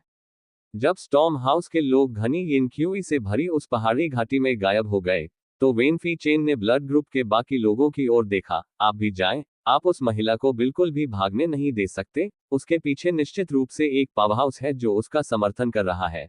अगर आज की खबर सामने आई तो हमें भारी परेशानी होगी। हाँ, हालांकि ये लोग भी कमजोर थे, लेकिन जब उनकी जान खतरे में हो तो वे केवल पीछा ही कर सकते हैं। अचानक केवल लॉन्ग हुई और वेन फी चेन ही बचे थे। लॉन्ग हुई की अभिव्यक्ति थोड़ी नर्म हो गई, उसने पूछने के लिए अपना मुंह खोला, लॉर्ड वेन, क्या हुआ? वेन फी चेन ने व्यंग्यपूर्वक मुस्कुराते हुए कहा, मुझे नहीं पता कि उस महिला ने कौन सी विधि का उपयोग किया था, लेकिन मेरी ताकत को क्यूई की 3 परतों द्वारा सील कर दिया गया है, जो मेरे शरीर में एक श्रृंखला बनाती है जो मेरी ताकत और दुनिया क्यूई को बंद कर देती है। उसके पास अप्रत्याशित रूप से ऐसी विधि है। लॉन्ग हुई हैरान लग रही थी। वेन फेई चेन ने सिर हिलाया, ऐसा है, वे शिष्य भी इस मुहर का सामना नहीं कर सकते हैं, अब वे केवल अपनी मूल शक्ति का लगभग 30% ही प्रदर्शित कर सकते हैं। तो क्या करें? लॉन्ग हुई ने बेचैनी से पूछा। चिंता करने की कोई जरूरत नहीं। वेन फी चेन ने अपना सिर हिलाया, मैंने स्टॉर्म हाउस के शिष्यों को धोखा नहीं दिया है, उस महिला ने इतनी मजबूत विधि का इस्तेमाल किया है और उस रक्षात्मक खजाने को इतने लंबे समय तक बनाए रखा है, क्योंकि उसके डेंटियन में विश्व क्यूई की एक बूंद भी शेष नहीं है और वह भी मेरे द्वारा मारा गया है, उसके पास थोड़ी सी भी लड़ाई शेष नहीं है। जब तक वह उन्हें मिलती है वह आपकी होनी चाहिए। यह सुनकर लॉन्ग हुई ने राहत की सांस ली। लॉन्ग हुई को वेन फी चेन के बारे में अच्छा आभास हो गया था क्योंकि वह उनके साथ था। वो व्यक्तिगत रूप से लॉर्ड वेन को अपने समूह में चाहता था, इसलिए उसने कहा, मैं इस बार दादाजी को लॉर्ड वेन के सभी दर्द के बारे में जरूर बताऊंगा। मास्टर लॉन्ग को चिंता करने की जरूरत नहीं है, आखिरकार हम परिवार हैं। वेन फी चेन संतुष्ट होकर मुस्कुराए, अब मैं मास्टर लॉन्ग से मेरे लिए बौद्ध कानून की रक्षा करने के लिए कहना चाहता हूं, मैं देखना चाहता हूं कि क्या मैं यिनक्यूई की इस श्रृंखला को तोड़ सकता हूं। कोई बात नहीं। अपनी बातचीत में उन्होंने काई यांग का जिक्र नहीं किया। उनकी नजर में जिया निंग चांग एक कांटेदार अस्तित्व है और काई यांग कुछ भी नहीं है। जिया निंग चांग गंभीर रूप से कमजोर थी, जब तक वह पकड़ी गई थी यह उनकी जीत थी। इस समय काई यांग जिया निंग चांग को पहाड़ी घाटी के किनारे पर ले आई थी और उसे पहाड़ में एक दरार मिली थी जो केवल कुछ फीट ऊंची और कुछ फीट गहरी थी, जिसमें वे दोनों आसानी से समा सकते थे। जिया निंग चांग को इसके अंदर रखकर काई यांग बाहर चली गई और प्रवेश द्वार को सामान्य दृष्टि से अवरुद्ध करने के लिए ढीली झाड़ी से ढक दिया। तब काई यांग को उसे इतनी कसकर पकड़ना पड़ा कि ऐसा लगा जैसे वे एक व्यक्ति में पिघल गए हो। मत बोलो, कुछ लोग पीछा कर रहे हैं, काई यांग ने जिया निंग चेंग को गले लगाते हुए धीरे से कहा। जिया निंग चांग पीली दिख रही थी, उसने अपनी सांसें रोकने और कोई आवाज न करने पर ध्यान केंद्रित किया। थोड़ी देर बाद नु लैंग और उसके लोग प्रवेश द्वार से गुजरे, कदमों की आवाज धीरे धीरे दूर तक जाती रही। दोनों पक्ष केवल कुछ फीट की दूरी से अलग हो गए थे, लेकिन इस रात ये घाटी घनी यिनक्यूई से भर गई थी, जिससे काई यांग और जिया निंग चांग बिना पता लगाए छिप गए। नु लैंग और उसके समूह के बहुत दूर चले जाने के बाद जिया निंग चांग अंततः इसे और सहन करने में असमर्थ हो गई और खून बहने लगा। उसके मुखौटे पर रेशम तुरंत गहरे लाल रंग में बदल गया। कुछ देर पहले वेन फेई चेन के हमले ने उसे घायल कर दिया था। क्या आप ठीक हो? काई यांग ने उत्सुकता से पूछा। मिश्रित दवा लेने में मेरी मदद करें। जिया निंग चांग की आवाज कमजोर लग रही थी। उसका शरीर धीरे से जमीन पर गिर गया। उसके पास अपनी उंगली हिलाने की भी पर्याप्त ताकत नहीं थी। दवा कहाँ है? मेरी गोद में। काई यांग ने ढूंढने के लिए झट से अपना हाथ उसकी छाती में डाल दिया। अगले ही पल उस पर बिजली गिरी और उसने अपनी छोटी बड़ी बहन की ओर देखा। जिया निंग चांग भी उसे देख रही है। उसके पीले रंग पर लाली का एक संकेत दिखाई देता है। उसका शरीर थोड़ा सा कांपता है। बस जब काई यांग अपने जेड जैसे सामने के चारों ओर खोज रही थी तो उसे ऐसा महसूस हुआ। क्या नू लैंग में वेन फेई चेन के आदेश के विरुद्ध जाने की हिम्मत है? विपरीत पक्ष कितना भी दुखी दिखे, इसके बावजूद वास्तव में उनमें उनसे निपटने की पर्याप्त शक्ति नहीं है। इस समय नू लैंग ने पूछा, क्या मैं सीनियर वेन से पुष्टि कर सकता हूं कि क्या उस महिला के पास वास्तव में जवाबी हमला करने की शक्ति नहीं है? बिल्कुल, वेन फी चेन ने धैर्यपूर्वक उत्तर दिया। अब जाओ और उसका पीछा करो, यहां तक कि आप उसे अपने हाथों से पकड़ सकते हैं, उसे मास्टर लॉन के पास वापस ला सकते हैं। ऐसा करने से आपको कई फायदे भी हो सकते हैं। ठीक है, फिर हम पीछा कर सकते हैं। नू लैंग की आंखों में पागलपन और नफरत की झलक चमक उठी। इस दिन तक पहुंचने के लिए उन्हें स्टॉर्म हाउस के शिष्यों के साथ कई खूनी लड़ाइयों से गुजरना पड़ा। रास्ते में कई लोगों की मौत हो गई और उन्होंने सभी शिष्यों को संयमित शरीर के स्तर पर खो दिया। उसका गुस्सा वेन फी चेन पर शांत नहीं हो सका, इसलिए स्वाभाविक रूप से वह इसे केवल काई यांग और जिया निंग चांग पर स्थानांतरित कर सकता है। जिया निंग चांग के पास कोई ताकत नहीं बची है और उस तुच्छ काई यांग को उनकी नजर में कैसे रखा जा सकता है? जब स्टॉर्म हाउस के लोग घनी यिनक्यूई से भरी उस पहाड़ी घाटी में गायब हो गए तो वेन फी चेन ने ब्लड ग्रुप के बाकी लोगों की ओर देखा। आप भी जाएं, आप उस महिला को बिल्कुल भी भागने नहीं दे सकते। उसके पीछे निश्चित रूप से एक पावर हाउस है जो उसका समर्थन कर रहा है। अगर आज की खबर सामने आई तो हमें भारी परेशानी होगी। हाँ, हालांकि ये लोग भी कमजोर थे, लेकिन जब उनकी जान खतरे में हो तो वे केवल पीछा ही कर सकते हैं। अचानक केवल लॉन्ग हुई और वेन फी चेन ही बचे थे। लॉन्ग हुई की अभिव्यक्ति थोड़ी नर्म हो गई। उसने पूछने के लिए अपना मुंह खोला, लॉर्ड वेन, क्या हुआ? वेन फी चेन ने व्यंग्यपूर्वक मुस्कुराते हुए कहा, मुझे नहीं पता कि उस महिला ने कौन सी विधि का उपयोग किया था, लेकिन मेरी ताकत को क्यूई की 3 परतों द्वारा सील कर दिया गया है, जो मेरे शरीर में एक श्रृंखला बनाती है जो मेरी ताकत और दुनिया क्यूई को बंद कर देती है। उसके पास अप्रत्याशित रूप से ऐसी विधि है। लॉन्ग हुई हैरान लग रही थी। वेन फेई चेन ने सिर हिलाया। ऐसा है, वे शिष्य भी इस मुहर का सामना नहीं कर सकते हैं। अब वे केवल अपनी मूल शक्ति का लगभग 30% ही प्रदर्शित कर सकते हैं। तो क्या करें? लॉन्ग हुई ने बेचैनी से पूछा। चिंता करने की कोई जरूरत नहीं। वेन फी चेन ने अपना सिर हिलाया। मैंने स्टॉर्म हाउस के शिष्यों को धोखा नहीं दिया है। उस महिला ने इतनी मजबूत विधि का इस्तेमाल किया है और उस रक्षात्मक खजाने को इतने लंबे समय तक बनाए रखा है, क्योंकि उसके डेंटियन में विश्व क्यूई की एक बूंद भी शेष नहीं है और वह भी मेरे द्वारा मारा गया है। उसके पास थोड़ी सी भी लड़ाई शेष नहीं है। जब तक वह उन्हें मिलती है वह आपकी होनी चाहिए। यह सुनकर लॉन्ग हुई ने राहत की सांस ली। लॉन्ग हुई को वेन फी चेन के बारे में अच्छा आभास हो गया था क्योंकि वह उनके साथ था। वो व्यक्तिगत रूप से लॉर्ड वेन को अपने समूह में चाहता था, इसलिए उसने कहा, मैं इस बार दादाजी को लॉर्ड वेन के सभी दर्द के बारे में जरूर बताऊंगा। मास्टर लॉन्ग को चिंता करने की जरूरत नहीं है, आखिरकार हम परिवार हैं। वेन फी चेन संतुष्ट होकर मुस्कुराए। अब मैं मास्टर लॉन्ग से मेरे लिए बौद्ध कानून की रक्षा करने के लिए कहना चाहता हूं। मैं देखना चाहता हूं कि क्या मैं यिनक्यूई की इस श्रृंखला को तोड़ सकता हूं। कोई बात नहीं। अपनी बातचीत में उन्होंने काई यांग का जिक्र नहीं किया। उनकी नजर में जिया निंग चांग एक कांटेदार अस्तित्व है और काई यांग कुछ भी नहीं है। जिया निंग चांग गंभीर रूप से कमजोर थी। जब तक वह पकड़ी गई थी यह उनकी जीत थी। इस समय काई यांग जिया निंग चांग को पहाड़ी घाटी के किनारे पर ले आई थी और उसे पहाड़ में एक दरार मिली थी जो केवल कुछ फीट ऊंची और कुछ फीट गहरी थी, जिसमें वे दोनों आसानी से समा सकते थे। जिया निंग चांग को इसके अंदर रखकर काई यांग बाहर चली गई और प्रवेश द्वार को सामान्य दृष्टि से अवरुद्ध करने के लिए ढीली झाड़ी से ढक दिया।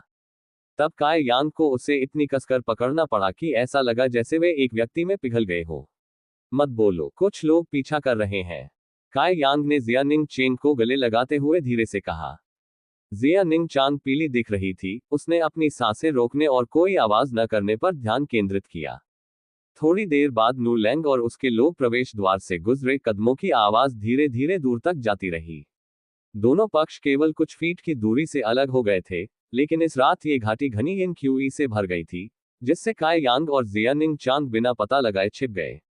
नू लेंग और उसके समूह के बहुत दूर चले जाने के बाद जियानिंग चांग अंततः इसे और सहन करने में असमर्थ हो गई और खून बहने लगा। उसके मुखौटे पर रेशम तुरंत गहरे लाल रंग में बदल गया। कुछ देर पहले वेन फेई चेन के हमले ने उसे घायल कर दिया था। क्या आप ठीक हो? काय यांग ने उत्सुकता से पूछा। मिश्रित दवा लेने में मेरी मदद करें।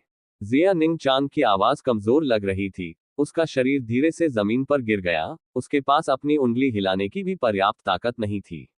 दवा कहाँ है? मेरी गोद में। काय यांग ने ढूंढने के लिए झट से अपना हाथ उसकी छाती में डाल दिया। अगले ही पल उस पर बिजली गिरी और उसने अपनी छोटी बड़ी बहन की ओर देखा। जियानिंग चांग भी उसे देख रही है। उसके पीले रंग पर लाली का एक संकेत दिखाई देता है। उसका शरीर थोड़ा सा कांपता है। बस जब काय यांग अपने जेड जैसे सामने के चारों ओर खोज रही थी, तो उसे ऐसा महसूस हुआ। गठन उन्हें मारने में असमर्थ है। वे लोग कमजोर नहीं है। ये गठन उनमें से केवल एक या दो को ही खत्म कर पाएगा, ज्यादा से ज्यादा उनमें से जिनकी ताकत सबसे कम होगी। ये भी बहुत बुरा नहीं है। काय यांग ने मन ही मन सोचा कि यह अफसोस की बात है। ये सिर्फ, हालांकि यह उन्हें मारने में असमर्थ है। जंजीरों से सभी इन क्यूई उनके शरीर पर आक्रमण कर रहे हैं। उनकी अधिकांश ताकत सील कर दी जाएगी, और भोर से पहले वे अपने आप को खोलने और अपनी ताकत बहाल करने में असमर्थ होंगे। मैं ये भी सोचता हूं कि सुबह होने से पहले मैं अपनी कुछ क्यूई पुनः प्राप्त कर पाऊंगा, फिर हम एक साथ भागने में सक्षम होंगे। अचानक काय यांग की आंखें आक्रामकता से भर गईं। उसने जियानिंग चांग की ओर देखा और उत्साहित स्वर में पूछा, आपने कहा था कि उनकी खेती सील कर दी गई थी। उनकी कितनी शक्ति सील की गई थी? जियानिंग चांग ने एक पल के लिए सोचा। कम से कम 60-70%। वास्तविक तात्विक सीमा पर उस बिजली घर के लिए यह लगभग 80% होना चाहिए। तो इसका मतलब है कि वे अपनी विनाशकारी शक्ति प्रदर्शित नहीं कर पाएंगे। काय यांग उत्साहित दिख रही थी और खुद को और अपनी सीमाओं को परखने की चाहत से भरी हुई थी। जियानिंग चांग ने घबराकर उसकी ओर देखा। तुम क्या सोच रहे हो? भले ही उनकी ताकत सील कर दी गई हो, आप उनसे निपटने में सक्षम नहीं होंगे, इसलिए कनिष्ठ भाई कृपया जल्दबाजी न करें। उसने समझ लिया था कि काय यांग क्या सोच रही थी। काय यांग हंसे। उनकी आंखों में शरारत का संकेत छिपा हुआ था। उन्होंने उत्तर दिया, अगर हम कोशिश नहीं करेंगे तो हमें कैसे पता चलेगा? मत भूलो, ये वह जगह है जहां 9 येन ड्यू क्रिस्टल इकट्ठा होते हैं। न केवल उनकी खेती को सील कर दिया गया है, बल्कि इन क्यूई के आक्रमण का विरोध करने के लिए उन्हें वर्ल्ड क्यूई का उपयोग करने की आवश्यकता होगी। इसलिए जैसे जैसे समय बीतता जाएगा वे धीरे धीरे कमजोर होते जाएंगे, लेकिन उनमें से बहुत सारे हैं। जियानिंग चांग ने काय यांग का हाथ पकड़ा और बार बार उसका सिर हिलाया। जल्दबाजी मत करो। काय यांग ने उसके हाथों को धीरे से थपथपाया। आराम करो, मुझे विश्वास है। अगर हम यहीं छिपते रहे तो देर सवेर हमें खोज लिया जाएगा। उस समय हम पीठ पर उल्टे कछुए बन जाएंगे, जो केवल मृत्यु की प्रतीक्षा कर सकते हैं। अगर हम पहल करें और हमला करें तो शायद हमारे पास एक छोटा सा मौका होगा। बिल्कुल नहीं। जियानिंग चांग ने खड़खड़ाहट की तरह अपना सिर हिलाया। मैं तुम्हारी वरिष्ठ बहन हूं, इसलिए तुम्हें मेरी बात सुननी होगी। यदि आप अभी बाहर जाते हैं, तो आपके पास विरोध करने का कोई रास्ता नहीं होगा। घाटी में यिन क्यूई आपकी विश्व क्यूई को खत्म करने के लिए पर्याप्त होगी। छोटी बड़ी बहन, अगर तुम जीना चाहती हो तो प्लीज मुझे मत रोको। आपने लॉन्ग हुई की मानसिकता भी देखी है और आपको पता होना चाहिए कि यदि आप उसके हाथों में पड़ गए तो आपका क्या भाग्य होगा। जियानिंग चांग का शरीर बुरी तरह कांपने लगा। चूंकि यह मामला है, मुझे ब्लॉक मत करो। काय यांग ने जियानिंग चांग का हाथ झटक दिया। अगर तुम बाहर जाने की इतनी ही जिद कर रहे हो तो कम से कम ये खजाना अपने साथ ले जाओ। जियानिंग चांग ने असहाय होकर कहा। यदि काय यांग जाना चाहती तो वह अपनी वर्तमान ताकत से उसे रोक नहीं पाती। वह केवल जेड पेंडेंट ही सौंप सकती थी। तुम्हें इसकी मुझसे ज्यादा जरूरत है। काय यांग ने उसे साफ तौर पर अस्वीकार करते हुए कहा। तुम्हें मेरे बारे में चिंतित नहीं होना चाहिए। हालांकि मैं केवल प्रारंभिक तत्व के चौथे चरण में हूं, फिर भी मेरे पास अपनी विश्व क्यूई को पुनर्स्थापित करने की एक विधि है, और इस पहाड़ी घाटी में इन क्यूई मुझे प्रभावित नहीं कर सकती है। इसके विपरीत, यदि कोई इस स्थान को ढूंढने में सक्षम होता तो क्या आप उन्हें रोक पाते? मैंने पहले ही अपनी कुछ वर्ल्ड क्यूई बहाल कर ली है, इसलिए मैं रक्षात्मक आर्टिफैक्ट को फिर से सक्रिय करने में सक्षम हो जाऊंगा। इसके अलावा, उनकी असली ताकत पहले से ही दबी हुई है। वे मुझे धमकी नहीं दे पाएंगे। जिया निंग चांग ने कहा। यह एक राहत की बात है। काय यांग धीरे धीरे बाहर निकलने की ओर चल दी। इतने लंबे समय तक खुद को रोके रखने के बाद वह आखिरकार कुछ कार्रवाई करने में सक्षम होने जा रहा था। काय यांग काफी खूंखार लग रही थी। कुछ कदम चलने के बाद काय यांग अचानक रुक गई, फिर फुसफुसाई, छोटी वरिष्ठ बहन, अगर सुबह तक मैं वापस नहीं आई तो जितनी जल्दी हो सके स्काई टॉवर पर लौट आना। जिया निंग चांग का दिल बैठ गया, एक अवर्णनीय दर्द उसके पूरे दिल में फैल गया। काय यांग ने उसे देखकर मुस्कुराया और उसे आश्वस्त किया, अगर मैं वापस आऊंगा तो क्या तुम मुझसे एक चीज का वादा करोगी? क्या वादा है? जिया निंग चांग ने अपने दिल में दर्द सहते हुए पूछा। जब मैं वापस आऊंगा तो तुम्हें बताऊंगा, काय यांग ने हंसते हुए कहा। गुफा से बाहर निकलकर वह पहाड़ के नीचे की ओर उतरा। बाहर आकर उसने अपने पीछे की दरार को ढक लिया। ये जांचने के बाद कि सब कुछ ठीक से ढका हुआ है, वह अंधेरे में गायब हो गया।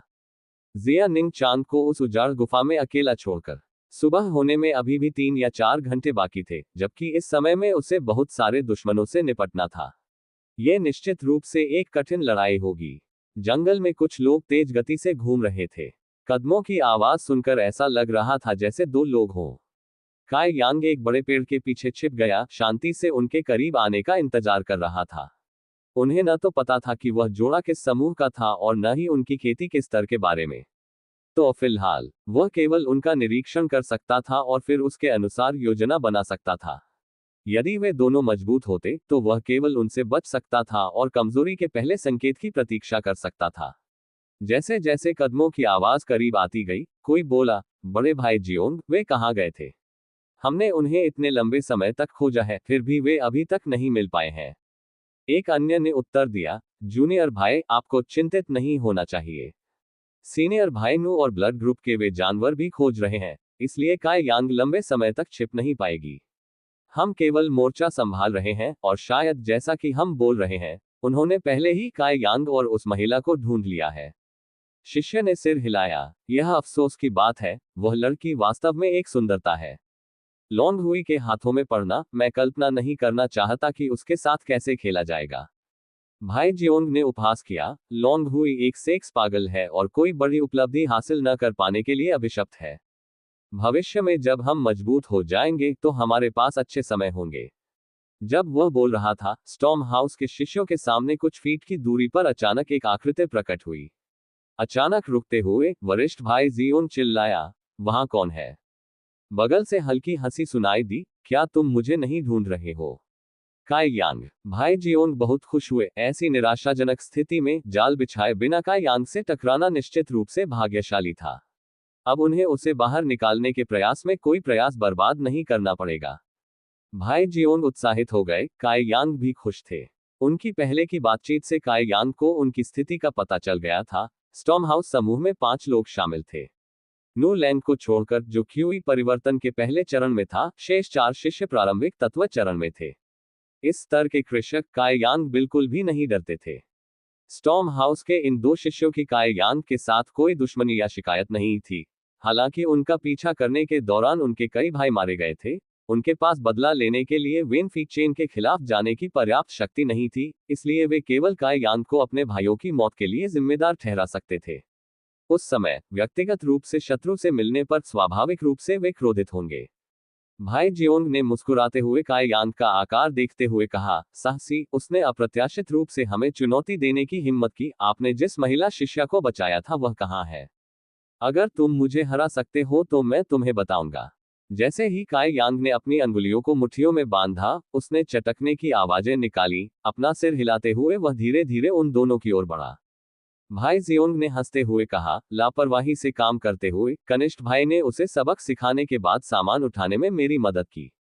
बोलते बोलते उसने अपनी कमर से लटकती लंबी तलवार को म्यान से बाहर निकाला, फिर काय यांग पर हमला करने से पहले एक रुख अपनाया। भाई जियोंग प्रारंभिक तत्व सीमा 6ठे स्तर के अभ्यासी थे। काय यांग की प्रारंभिक तत्व सीमा 4थे स्तर की साधना के साथ उनके बीच 2 स्तरों का अंतर था। उनके हाथ में एक धारदार हथियार भी था, जिससे उनका फायदा और बढ़ गया। उसने जो कदम उठाया वह केवल जांच के लिए था। भाई जियोंग को विश्वास नहीं था कि वह इस कदम से काय यांग से छुटकारा पा सकेगा। अंधेरे में काय यांग के सामने तलवार चमकी। काय यांग तेजी से बचने के लिए किनारे की ओर चला गया। इसके बाद भाई जियोंग ने फिर से अपनी तलवार उठाए और लगातार कई बार काई यांग पर हमला किया। काई यांग ने उसके सभी हमलों को चकमा दे दिया। इस आदान प्रदान के बाद वे दोनों एक दूसरे से पीछे हट गए। भाई जियोंग ने हंसते हुए कहा, चावल का एक दाना महिमा का सपना देखने की हिम्मत करता है। काई यांग तुम्हारा जीवन लेने के लिए मेरा है। आओ। पिछले हमलों ने उसे काई यांग की ताकत के बारे में स्पष्ट समझ दे दी थी। अब जब उसे काई यांग के लड़ने के तरीके के बारे में बुनियादी विचार था तो वह आसानी से उसे मार सकता था। अपनी विश्व क्यूई को सक्रिय करते हुए वरिष्ठ भाई जियोंग के ब्लेड से हवा और बिजली की आवाजें आ रही थी। तूफानी हवा का रोना। भाई जियोंग ने अपनी तलवार को जोर से घुमाया। उसकी लंबी तलवार पर रोशनी दिखाई दे रही थी, जिसके परिणामस्वरूप जैसे ही उसने अपनी तलवार घुमाई तो बिजली का एक चाप उत्पन्न हुआ। ये चाप अतुलनीय रूप से तेज था और बड़ी तेजी से काई यांग की छाती की ओर बढ़ रहा था। काई यांग इस हमले से बचने में असमर्थ था। काई यांग वास्तव में इस हमले से बचने में असमर्थ था, लेकिन उसके चेहरे पर घबराहट का कोई निशान नहीं था, बल्कि उसने बस अपनी हथेली ब्लेड की ओर बढ़ा दी। भाई जियोंग ने व्यंग किया। अपने दिल में वह सोच रहा था कि इस तलवार का शरीर बिजली से ढका हुआ है और आप केवल प्रारंभिक तत्व सीमा चौथे स्तर पर हैं। अगर यह आपको छूता है तो आप लकवाग्रस्त हो जाएंगे और मेरी दया पर निर्भर रहेंगे। यह सोचकर भाई जियोंग ने उस गति को बढ़ा दिया जिस गति से ब्लेड काई यांग के पास आ रहा था। काई यांग ने धीमी आवाज की। उसकी हथेली अतुलनीय रूप से लाल हो गई, बिल्कुल जलती हुई लौ की तरह। भाई जियोंग को एक गर्मी की लहर महसूस हुई जिसने न केवल आसपास के क्षेत्र से ठंड को दूर कर दिया बल्कि उसे ऐसा महसूस हुआ जैसे वह आग के समुद्र में दुर्घटनाग्रस्त हो रहा था। इससे उसे ऐसा महसूस हुआ जैसे वह वास्तव में आग पर था। क्लैंग। एक धात्विक ध्वनि सुनी जा सकती थी। काई यांग की हथेली तलवार के ऊपर थी। जब भी उसकी हथेली बिजली के संपर्क में आती, बिजली अचानक गायब हो जाती। इस अचानक टक्कर के कारण लंबी तलवार भी अपने मूल पथ से हट गई। इसके बजाय ये काई यांग को घायल किए बिना केवल उसके कंधे को खरोंचकर समाप्त हो गई। भाई जियोंग चौंक गए। इस टकराव में उन्होंने पाया कि उनकी वर्ल्ड क्यूई उनके प्रतिद्वंद्वी के लिए बिल्कुल भी उपयुक्त नहीं थी। क्या ऐसा हो सकता है कि आखिरकार वह प्रारंभिक तत्व चतुर्थ स्तर का अभ्यासी नहीं था? क्या उसकी विश्व क्यूई वास्तव में उसकी अपनी दुनिया से अधिक केंद्रित हो सकती है? इसके अलावा कुछ समय पहले काई यांग की हथेली में मौजूद वर्ल्ड क्यूई वास्तव में बहुत शुद्ध थी, अन्यथा उसकी तलवार पर गिरी बिजली को बुझाना असंभव होता। इन बातों के बारे में सोचते ही भाई जियोंग असहज हो गए। अपनी तलवार उठाकर वह जल्दी से काई यांग से दूर चले गए। वह दोबारा कोशिश करने से पहले अपनी क्यूई को स्थिर करने की तैयारी कर रहे थे, लेकिन क्या काई यांग उन्हें यह मौका देने वाले थे? पीछे हटते समय भाई जियोंग असंतुलित हो गया। उसकी निगाहों में अब डर का निशान था। उसे अपने पेट पर मुक्के का प्रहार महसूस हुआ, फिर उसके मुंह से खून निकलने लगा। काई यांग को पता था कि उसे बहुत सारे दुश्मनों से निपटने की जरूरत है, इसलिए वह इन दोनों से निपटने की जल्दी में था। उसने यांग तरल की एक बूंद का सेवन करने में भी संकोच नहीं किया। जितनी जल्दी हो सके अपने प्रतिद्वंद्वी को मारने के लिए अपने हमले में इसका इस्तेमाल किया। भाई जियोंग के शरीर ने हिलना बंद कर दिया और गतिहीन हो गए। एकमात्र शेष ध्वनि पूरी पहाड़ी घाटी में यिन क्यूई की चीख थी जिसने एक भयानक माहौल भी बना दिया। स्टॉर्म हाउस के छोटे शिष्य को समझ नहीं आया कि क्या हुआ है और थोड़ी देर बाद उसने धीमी आवाज में कहा, जियोंग बड़े भाई, भाई। भाई जियोंग। इससे पहले कि उसकी आवाज गिरे, भाई जियोंग का शरीर जमीन पर गिर गया। काई यांग अचानक मुस्कुरा दी। स्टॉर्म हाउस के इन दो शिष्यों की काई यांग के साथ कोई दुश्मनी या शिकायत नहीं थी। हालांकि उनका पीछा करने के दौरान उनके कई भाई मारे गए थे, उनके पास बदला लेने के लिए वेन फीचेन के खिलाफ जाने की पर्याप्त शक्ति नहीं थी, इसलिए वे केवल काई यांग को अपने भाइयों की मौत के लिए जिम्मेदार ठहरा सकते थे। उस समय व्यक्तिगत रूप से शत्रु से मिलने पर स्वाभाविक रूप से वे क्रोधित होंगे। भाई जियोंग ने मुस्कुराते हुए काई यांग का आकार देखते हुए कहा, साहसी, उसने अप्रत्याशित रूप से हमें चुनौती देने की हिम्मत की। आपने जिस महिला शिष्या को बचाया था वह कहाँ है? अगर तुम मुझे हरा सकते हो तो मैं तुम्हें बताऊंगा। जैसे ही काई यांग ने अपनी अंगुलियों को मुट्ठियों में बांधा, उसने चटकने की आवाजें निकाली। अपना सिर हिलाते हुए वह धीरे धीरे उन दोनों की ओर बढ़ा। भाई जियोंग ने हंसते हुए कहा, लापरवाही से काम करते हुए कनिष्ठ भाई ने उसे सबक सिखाने के बाद सामान उठाने में मेरी मदद की। बोलते बोलते उसने अपनी कमर से लटकती लंबी तलवार को म्यान से बाहर निकाला, फिर काई यांग पर हमला करने से पहले एक रुख अपनाया।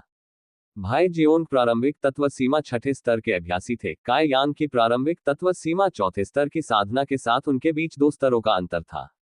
उनके हाथ में एक धारदार हथियार भी था जिससे उनका फायदा और बढ़ गया। उसने जो कदम उठाया वह केवल जांच के लिए था। भाई जियोन को विश्वास नहीं था कि वह इस कदम से काई यांग से छुटकारा पा सकेगा। अंधेरे में काई यांग के सामने तलवार चमकी। काई यांग तेजी से बचने के लिए किनारे की ओर चला गया। इसके बाद भाई जियोंग ने फिर से अपनी तलवार उठाए और लगातार कई बार काई यांग पर हमला किया। काई यांग ने उसके सभी हमलों को चकमा दे दिया। इस आदान प्रदान के बाद वे दोनों एक दूसरे से पीछे हट गए। भाई जियोंग ने हंसते हुए कहा, चावल का एक दाना महिमा का सपना देखने की हिम्मत करता है। काई यांग तुम्हारा जीवन लेने के लिए मेरा है। आओ। पिछले हमलों ने उसे काई यांग की ताकत के बारे में स्पष्ट समझ दे दी थी। अब जब उसे काई यांग के लड़ने के तरीके के बारे में बुनियादी विचार था तो वह आसानी से उसे मार सकता था। अपनी विश्व क्यूई को सक्रिय करते हुए वरिष्ठ भाई जियोन के ब्लेड से हवा और बिजली की आवाजें आ रही थी। तूफानी हवा का रोना। भाई जियोंग ने अपनी तलवार को जोर से घुमाया। उसकी लंबी तलवार पर रोशनी दिखाई दे रही थी, जिसके परिणामस्वरूप जैसे ही उसने अपनी तलवार घुमाई तो बिजली का एक चाप उत्पन्न हुआ। ये चाप अतुलनीय रूप से तेज था और बड़ी तेजी से काई यांग की छाती की ओर बढ़ रहा था। काई यांग इस हमले से बचने में असमर्थ था। काई यांग वास्तव में इस हमले से बचने में असमर्थ था, लेकिन उसके चेहरे पर घबराहट का कोई निशान नहीं था, बल्कि उसने बस अपनी हथेली ब्लेड की ओर बढ़ा दी।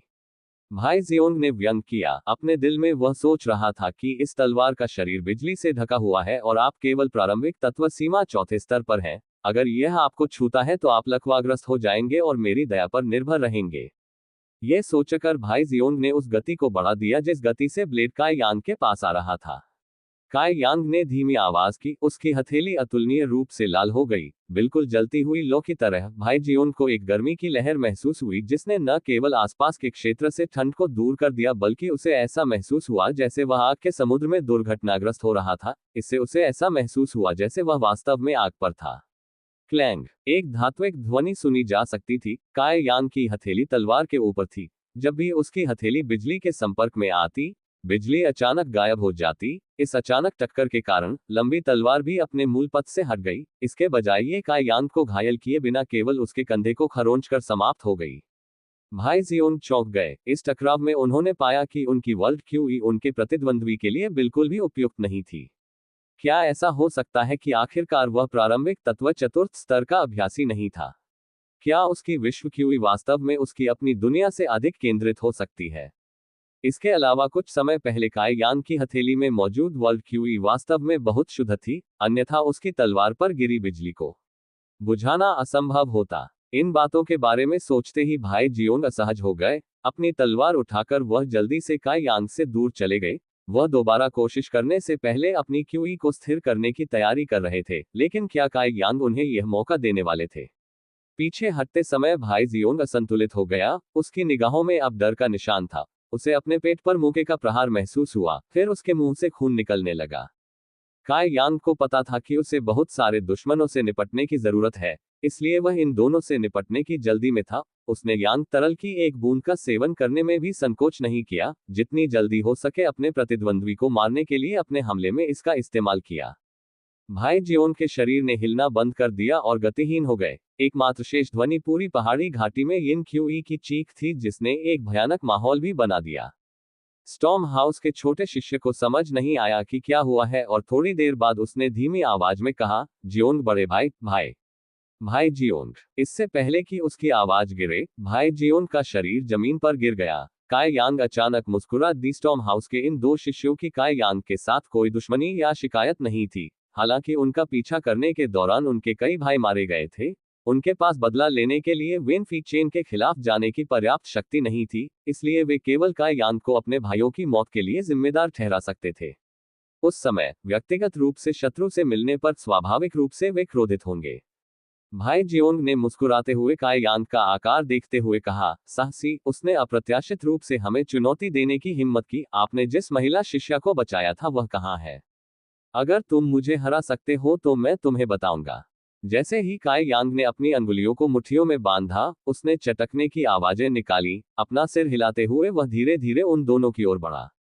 भाई जियोंग ने हंसते हुए कहा, लापरवाही से काम करते हुए कनिष्ठ भाई ने उसे सबक सिखाने के बाद सामान उठाने में मेरी मदद की। बोलते बोलते उसने अपनी कमर से लटकती लंबी तलवार को म्यान से बाहर निकाला, फिर काई यांग पर हमला करने से पहले एक रुख अपनाया। भाई जियोंग प्रारंभिक तत्व सीमा छठे स्तर के अभ्यासी थे। काय यांग की प्रारंभिक तत्व सीमा चौथे स्तर की साधना के साथ उनके बीच 2 स्तरों का अंतर था। उनके हाथ में एक धारदार हथियार भी था जिससे उनका फायदा और बढ़ गया। उसने जो कदम उठाया वह केवल जांच के लिए था। भाई जियोंग को विश्वास नहीं था कि वह इस कदम से काय यांग से छुटकारा पा सकेगा। अंधेरे में काय यांग के सामने तलवार चमकी। काय यांग तेजी से बचने के लिए किनारे की ओर चला गया।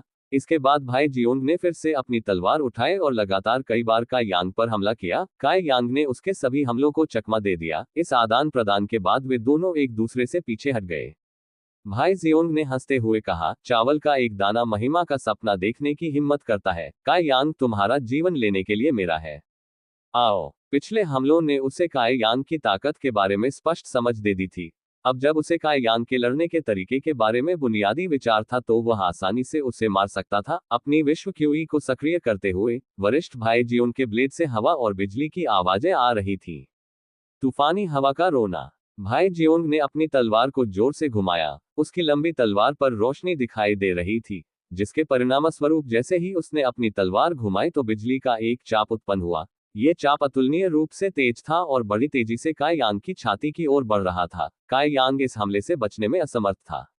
काय यांग वास्तव में इस हमले से बचने में असमर्थ था, लेकिन उसके चेहरे पर घबराहट का कोई निशान नहीं था, बल्कि उसने बस अपनी हथेली ब्लेड की ओर बढ़ा दी।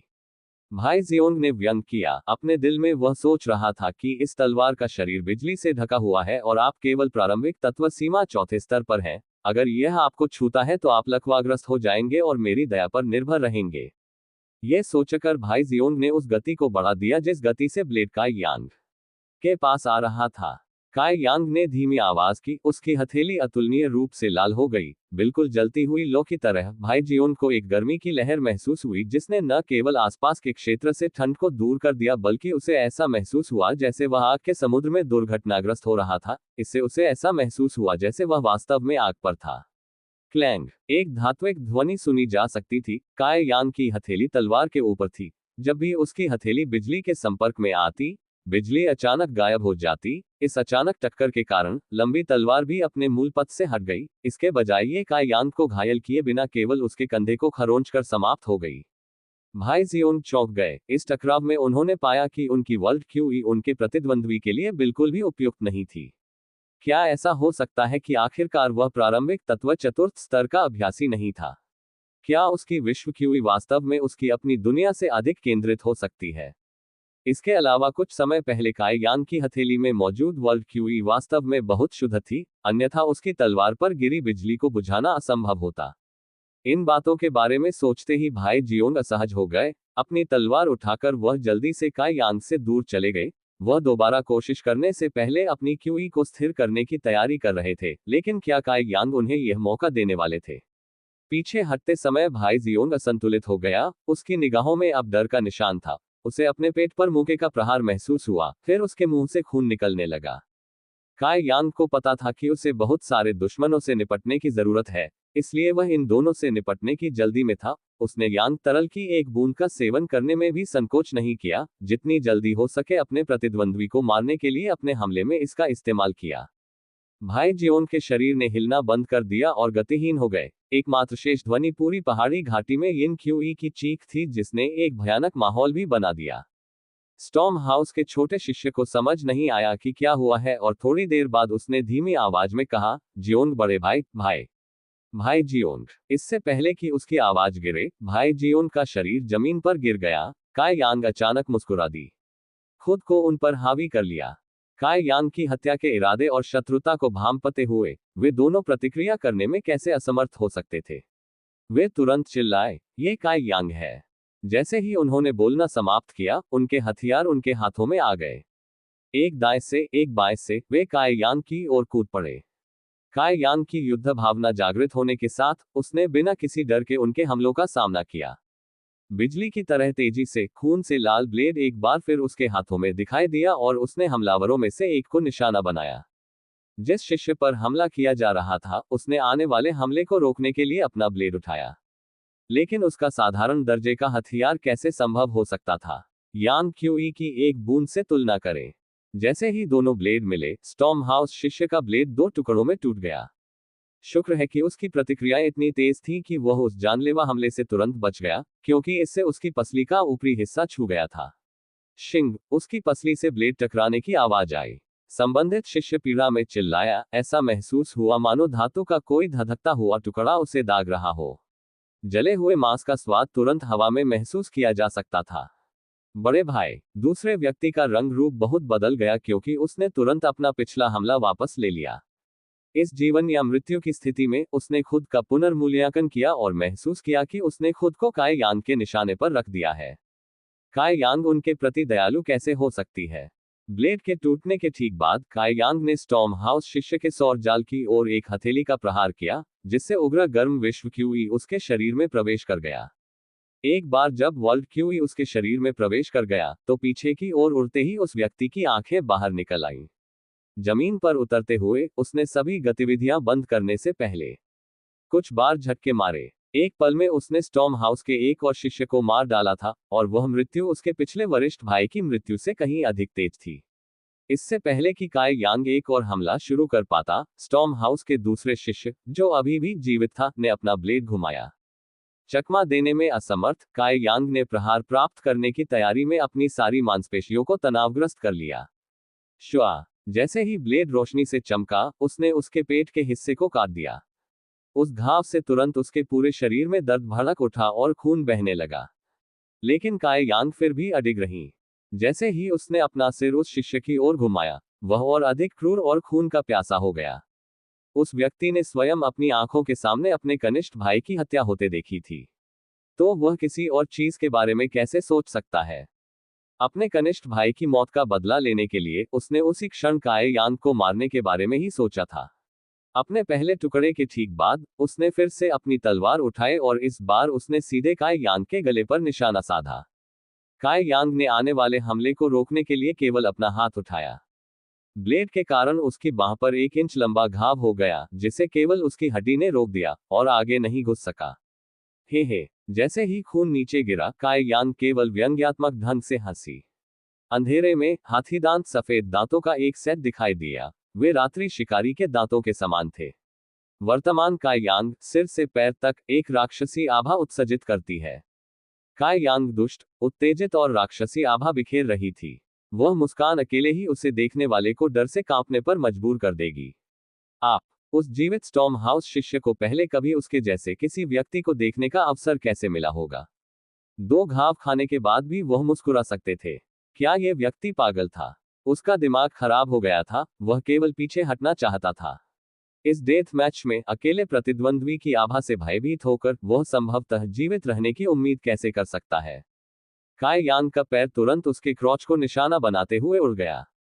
कुछ टूटने की आवाज आई। वह व्यक्ति तुरंत अपनी पीठ झुकाए और घुटनों के बल गिर गया। उसका चेहरा घातक रूप से पीला पड़ गया। तेजी से काई यांग ने अपनी बाह में घुसी तलवार को बाहर निकाला और काम पूरा करने के लिए उसे नीचे घुमाया। उसने 2 और लोगों को मार डाला था। श्वा, तब तक ऐसा नहीं हुआ था कि दाहिनी ओर से तेजी से भागता हुआ व्यक्ति आखिरकार घटनास्थल पर पहुंच गया। ये नू लैंग था। स्टॉर्म हाउस के 5 शिष्य 3 समूहों में विभाजित हो गए थे और आसपास के क्षेत्र में काई यांग और जियानिंग चांग के पैरों के निशान खोज रहे थे। अप्रत्याशित रूप से काई यांग द्वारा उन्हें एक एक करके समाप्त कर दिया गया। नू लैंग ने जब दृश्य पर नजर डाली तो देखा कि उसके 2 कनिष्ठ भाई जमीन पर मृत पड़े हैं। एक पल में वह पलटा और बहुत क्रोधित स्वर में बोला, क्या तुमने ही उन्हें मार डाला? काई यांग ने अपना सिर घुमाया। उसकी उस विक्षिप्त दृष्टि के भीतर एक शांत और एकत्रित शीतलता थी। ऐसा लगता है कि हर किसी ने तुम्हें कम आंका था। वास्तव में तुम में ऐसी क्षमताएं थी। उसकी अभिव्यक्ति धुंधली थी। नू लैंग ने जबरन उसके भीतर के गुस्से को दबा दिया। गहरी सांस लेते हुए उसने गंभीरता से कहा, मुझे तुमसे कुछ पूछना है। पूछने की कोई जरूरत नहीं है। नू ताओ और चेंग शाओ फैंग मेरे द्वारा मारे गए थे। आपने सही अनुमान लगाया। ये वास्तव में आप ही थे। नू लैंग का शरीर अचानक कांपने लगा। वह हमेशा आयोजित किया गया था। उनके बीच की जगह में उनके हाथ एक साथ बंद हो गए। काई यांग की मुट्ठी ने नू लैंग के हाथों पर हिंसक हमला किया था, लेकिन उन दोनों ने एक दूसरे के हमले को पकड़ लिया था और दूसरे को पीछे हटने से रोकने के लिए उंगलियों को आपस में जोड़ लिया था। इस समय उन दोनों से विश्व क्यूई एक साथ फूट पड़ी। उनकी हथेलियों के भीतर भयंकर रूप से टकरा गई। क्या? नू लैंग आश्चर्यचकित था। उसने पाया कि काई यान की वर्ल्ड क्यूई उसकी तुलना में अधिक दबंग थी और वह लंबे समय तक इसका विरोध करने में सक्षम नहीं था। ये कैसे संभव है? उनकी ताकत के बीच का अंतर इतना बड़ा था कि काई यान के लिए उनके लिए खतरा बनना असंभव था। लेकिन सामने आए तथ्यों को देखकर ऐसा लग रहा था कि वह लापरवाही बर्दाश्त नहीं कर सकते। अगर उसने अब पीछे हटने से इनकार कर दिया तो शायद उसकी उंगलियां जलकर खाक हो जाएंगी। यह सोचते हुए नू लैंग जल्दी से पीछे हट गया और कई फीट पीछे कूद गया। जब वह पीछे हट रहा था तो उसने जल्दी से काई यान की जलती हुई गर्म वर्ल्ड क्यूई को घोल दिया जो उसके शरीर पर आक्रमण कर रही थी। काई यान को देखकर नू लैंग और भी आश्चर्यचकित हो गया क्योंकि उसकी चाल काई यान की एक भी उंगली को तोड़ने में विफल रही थी। हालांकि काई यान की उंगलियों में छेद थे, लेकिन ये योजना के अनुसार नहीं हुआ था। एक पल पहले पकड़ के साथ उसे काई यान की मुट्ठी को तोड़ने में सक्षम होना चाहिए था। इस लड़के के पास सचमुच कुछ तरीके हैं। इसमें कोई आश्चर्य नहीं कि मेरे सभी भाई उसके द्वारा मारे गए। ऐसा लगता है कि आखिरकार यह केवल भाग्य नहीं था, नू लैंग को गंभीर होने के लिए मजबूर किया गया था। काई यांग ने अपने हाथों को नीचे देखने के बाद अपनी मुट्ठी हिलाई। जब उसने अपना सिर उठाया तो उसकी आंखों में और भी अधिक उत्साह और प्रत्याशा थी। इस युद्ध के परिणाम की अनिश्चितता ने उसके खून को उत्साह से खौला दिया था। उसके घाव से दर्द को महसूस किया था, दुश्मन के दबाव को महसूस किया था। इन सभी ने काई यांग की अदम्य इच्छा शक्ति को जागृत कर दिया था। जीतने की अदम्य इच्छा और आगे बढ़ने का दृढ़ संकल्प, केवल यही उसकी रहस्यमय मार्शल आर्ट को जागृत करेगा। आखिरकार वह क्षण आ गया। काई यांग को अब अपनी ताकत दबाने की जरूरत नहीं थी। उसकी हड्डियों के भीतर से काई यांग में उबलती हुई गर्म शक्ति प्रवाहित हो रही थी। इस शक्ति के साथ काई यांग को बिल्कुल नया व्यक्ति जैसा महसूस हुआ। इससे पहले उन्होंने हमेशा गलती से अपनी अदम्य इच्छा शक्ति को ट्रिगर कर दिया था। उस दौरान वह थोड़ा असमंजस में पड़ जाता था, क्योंकि जीतते हुए भी उसे अपनी जीत का कारण समझ नहीं आता था। इससे आसपास के लोग भी हतप्रभ रह जाते थे। लेकिन इस बार यह अलग था। वो महसूस कर सकता था कि उसकी हड्डियों से बड़ी मात्रा में ऊर्जा उसकी शिरोबिंदु में प्रवाहित हो रही है, जो उसके मांस और रक्त को पोषण दे रही है, उसकी ताकत को पागलपन से बढ़ावा दे रही है। फिर से आओ। काई यांग जंगल में एक शीर्ष शिकारी की तरह था। उसकी आंखें नू लैंग को हठपूर्वक घूर रही थी। काई यांग ने मुक्का मारते हुए गोली की तरह आगे की ओर गोली चलाई। यह एक क्षण पहले की तरह ही एक बुनियादी मुक्का था। मृत्यु को प्रणाम, नू लैंग ने उपहास किया। हालांकि वह काई यान की विश्व क्यूई से आश्चर्यचकित था। काई यान की ताकत के आधार पर वह उसे चोट पहुंचाने में सक्षम नहीं होगा। जब तक वह अपनी मुट्ठी प्राप्त करने और अपनी विश्व क्यूई को भंग करने में सक्षम है, तब तक उसके लिए घायल होना असंभव होगा। काई यांग एक बार फिर मेरे द्वारा घायल हो जाएगा, ठीक एक क्षण पहले की तरह। केवल इस बार उसकी पूरी मुट्ठी कुचल दी जाएगी। ये कहा जा सकता है कि काई यांग ने काफी जल्दबाजी वाला तरीका चुना था। नू लैंग इस एक्सचेंज को जीतने की अपनी क्षमता में आश्वस्त दिखे। उपहास करते हुए नू लैंग ने पिछली बार की तरह ही काई यांग की मुट्ठी पकड़ ली। दूसरे टकराव में नू लैंग को लगा कि कुछ ठीक नहीं है, क्योंकि काई यांग की मुट्ठी की ताकत एक क्षण पहले के मुक्के से अधिक हो गई थी। इसमें मौजूद वर्ल्ड क्यूई भी पहले की तुलना में अधिक उग्र हो गई थी। काई यांग की ताकत अचानक प्रारंभिक तत्व 5वें स्तर पर पहुंच गई। लेकिन ये कैसे संभव हुआ? चाहे प्रारंभिक तत्व चौथे स्तर के अभ्यासी हो या 5वें स्तर के, उसकी नजर में वे आम लोगों की तरह थे। वे उसे धमकी नहीं दे सकते थे, बल्कि उन्हें थोड़े से प्रयास से ही मारा जा सकता था। इस टकराव में काई यांग के हाथ पर लगी चोट और गंभीर होती जा रही थी। खून टपकने लगा और काई यांग पीछे हट गई। नू लैंग तेजी से पीछा कर रहा था। उसकी उंगलियां हवा में चीखने की आवाज के साथ काट रही थी। अंधेरे में नू लैंग बार बार काई यांग पर हमला कर रहा था। काई यांग चुपचाप नू लैंग के हमलों से बच रही थी। जब नू लैंग हमला कर रहा था तो काई यांग अपनी मुट्ठियों से जवाबी कार्रवाई कर रहा था, लयबद्ध तरीके से, पहले बाईं मुट्ठी और फिर दाईं मुट्ठी। हालांकि उसके हाथों की चोटें हल्की नहीं थी, फिर भी वह नू लैंग के सभी हमलों को रोकने में सक्षम था। वह नू लैंग को अपनी जान लेने का मौका नहीं दे सकता था। अंधेरी रात में एक के बाद एक धीमी थपथपाहट की आवाजें आने लगी। हर आवाज के साथ काई यांग का शरीर कई कदम पीछे गिर जाता था। उनके हाथ की चोट लगातार गंभीर होती जा रही थी, लेकिन उसकी आंखों में घबराहट का जरा भी संकेत नहीं था, बल्कि एक दृढ़ संकल्प था। इस लड़ाई को जीतने की इच्छा उसके दिल में पैदा हो गई थी। वह बस हमला करने के लिए सही समय का इंतजार कर रहा था। यह संभव ही कैसे है?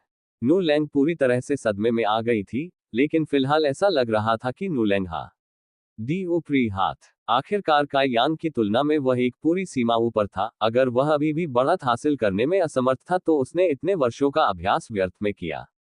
नू लैंग ने अपना थूक निगल लिया। काई यांग की गर्म वर्ल्ड क्यूई से उसकी 10 उंगलियां जल गई थीं। उसकी प्रत्येक उंगलियां फफोले से ढकी हुई थीं। उसकी उंगलियां ऐसा महसूस कर रही थी जैसे उनमें लगातार आग लग रही हो। चूंकि किसी की उंगलियां उसके दिल से जुड़ी होती हैं, इसलिए उसकी उंगलियां हिलाने से दर्द के कारण उसका दिल ठंडा हो जाता है।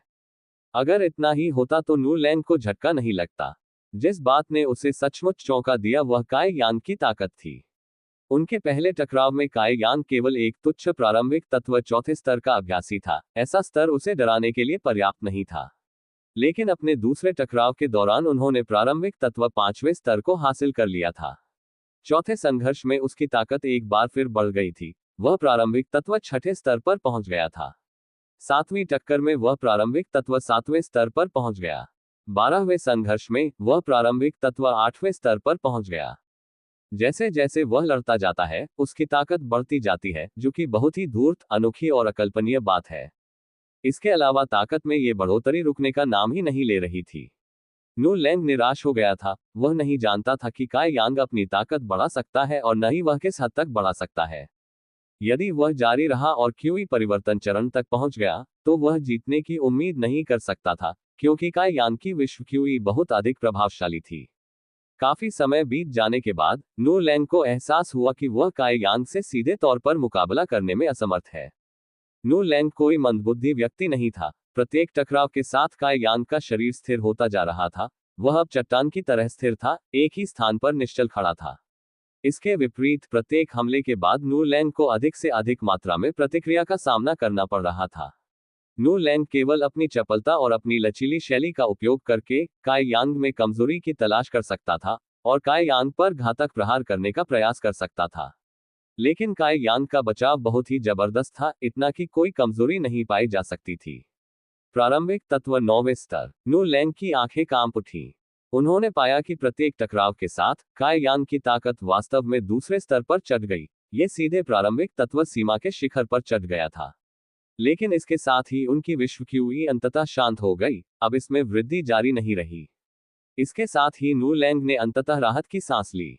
हालांकि वह केवल क्यूई परिवर्तन चरण के पहले स्तर पर था, जो प्रारंभिक तत्व शिखर की तुलना में सिर्फ एक स्तर अधिक था। केवल एक स्तर का ये छोटा अंतर ताकत के मामले में एक बड़े अंतर का प्रतिनिधित्व करता था। इसलिए नू लैंग को काई यांग के खिलाफ घातक प्रहार करने में सक्षम होने का भरोसा था। उसने एक मिश्रित दवा खाकर अपनी ताकत बढ़ाई, जिसके बारे में वह नहीं जानता था। लेकिन इससे कोई फर्क नहीं पड़ता कि उसने कौन सी यौगिक दवा खाई, परिणाम निश्चित रूप से होंगे। काई यांग मूल रूप से प्रारंभिक तत्व चरण चौथे स्तर पर था। इस प्रकार विश्व क्यूई की उसकी वर्तमान भंडारण क्षमता अभी भी यहीं तक सीमित थी। वह वास्तव में प्रारंभिक तत्व शिखर स्तर के किसी व्यक्ति के रूप में विश्व क्यूई की समान मात्रा को संग्रहित करने में असमर्थ था। नू लैंग को बस काई यांग की ताकत खत्म होने तक इंतजार करने की जरूरत थी और फिर वह एक घातक प्रहार करने में सक्षम होगा।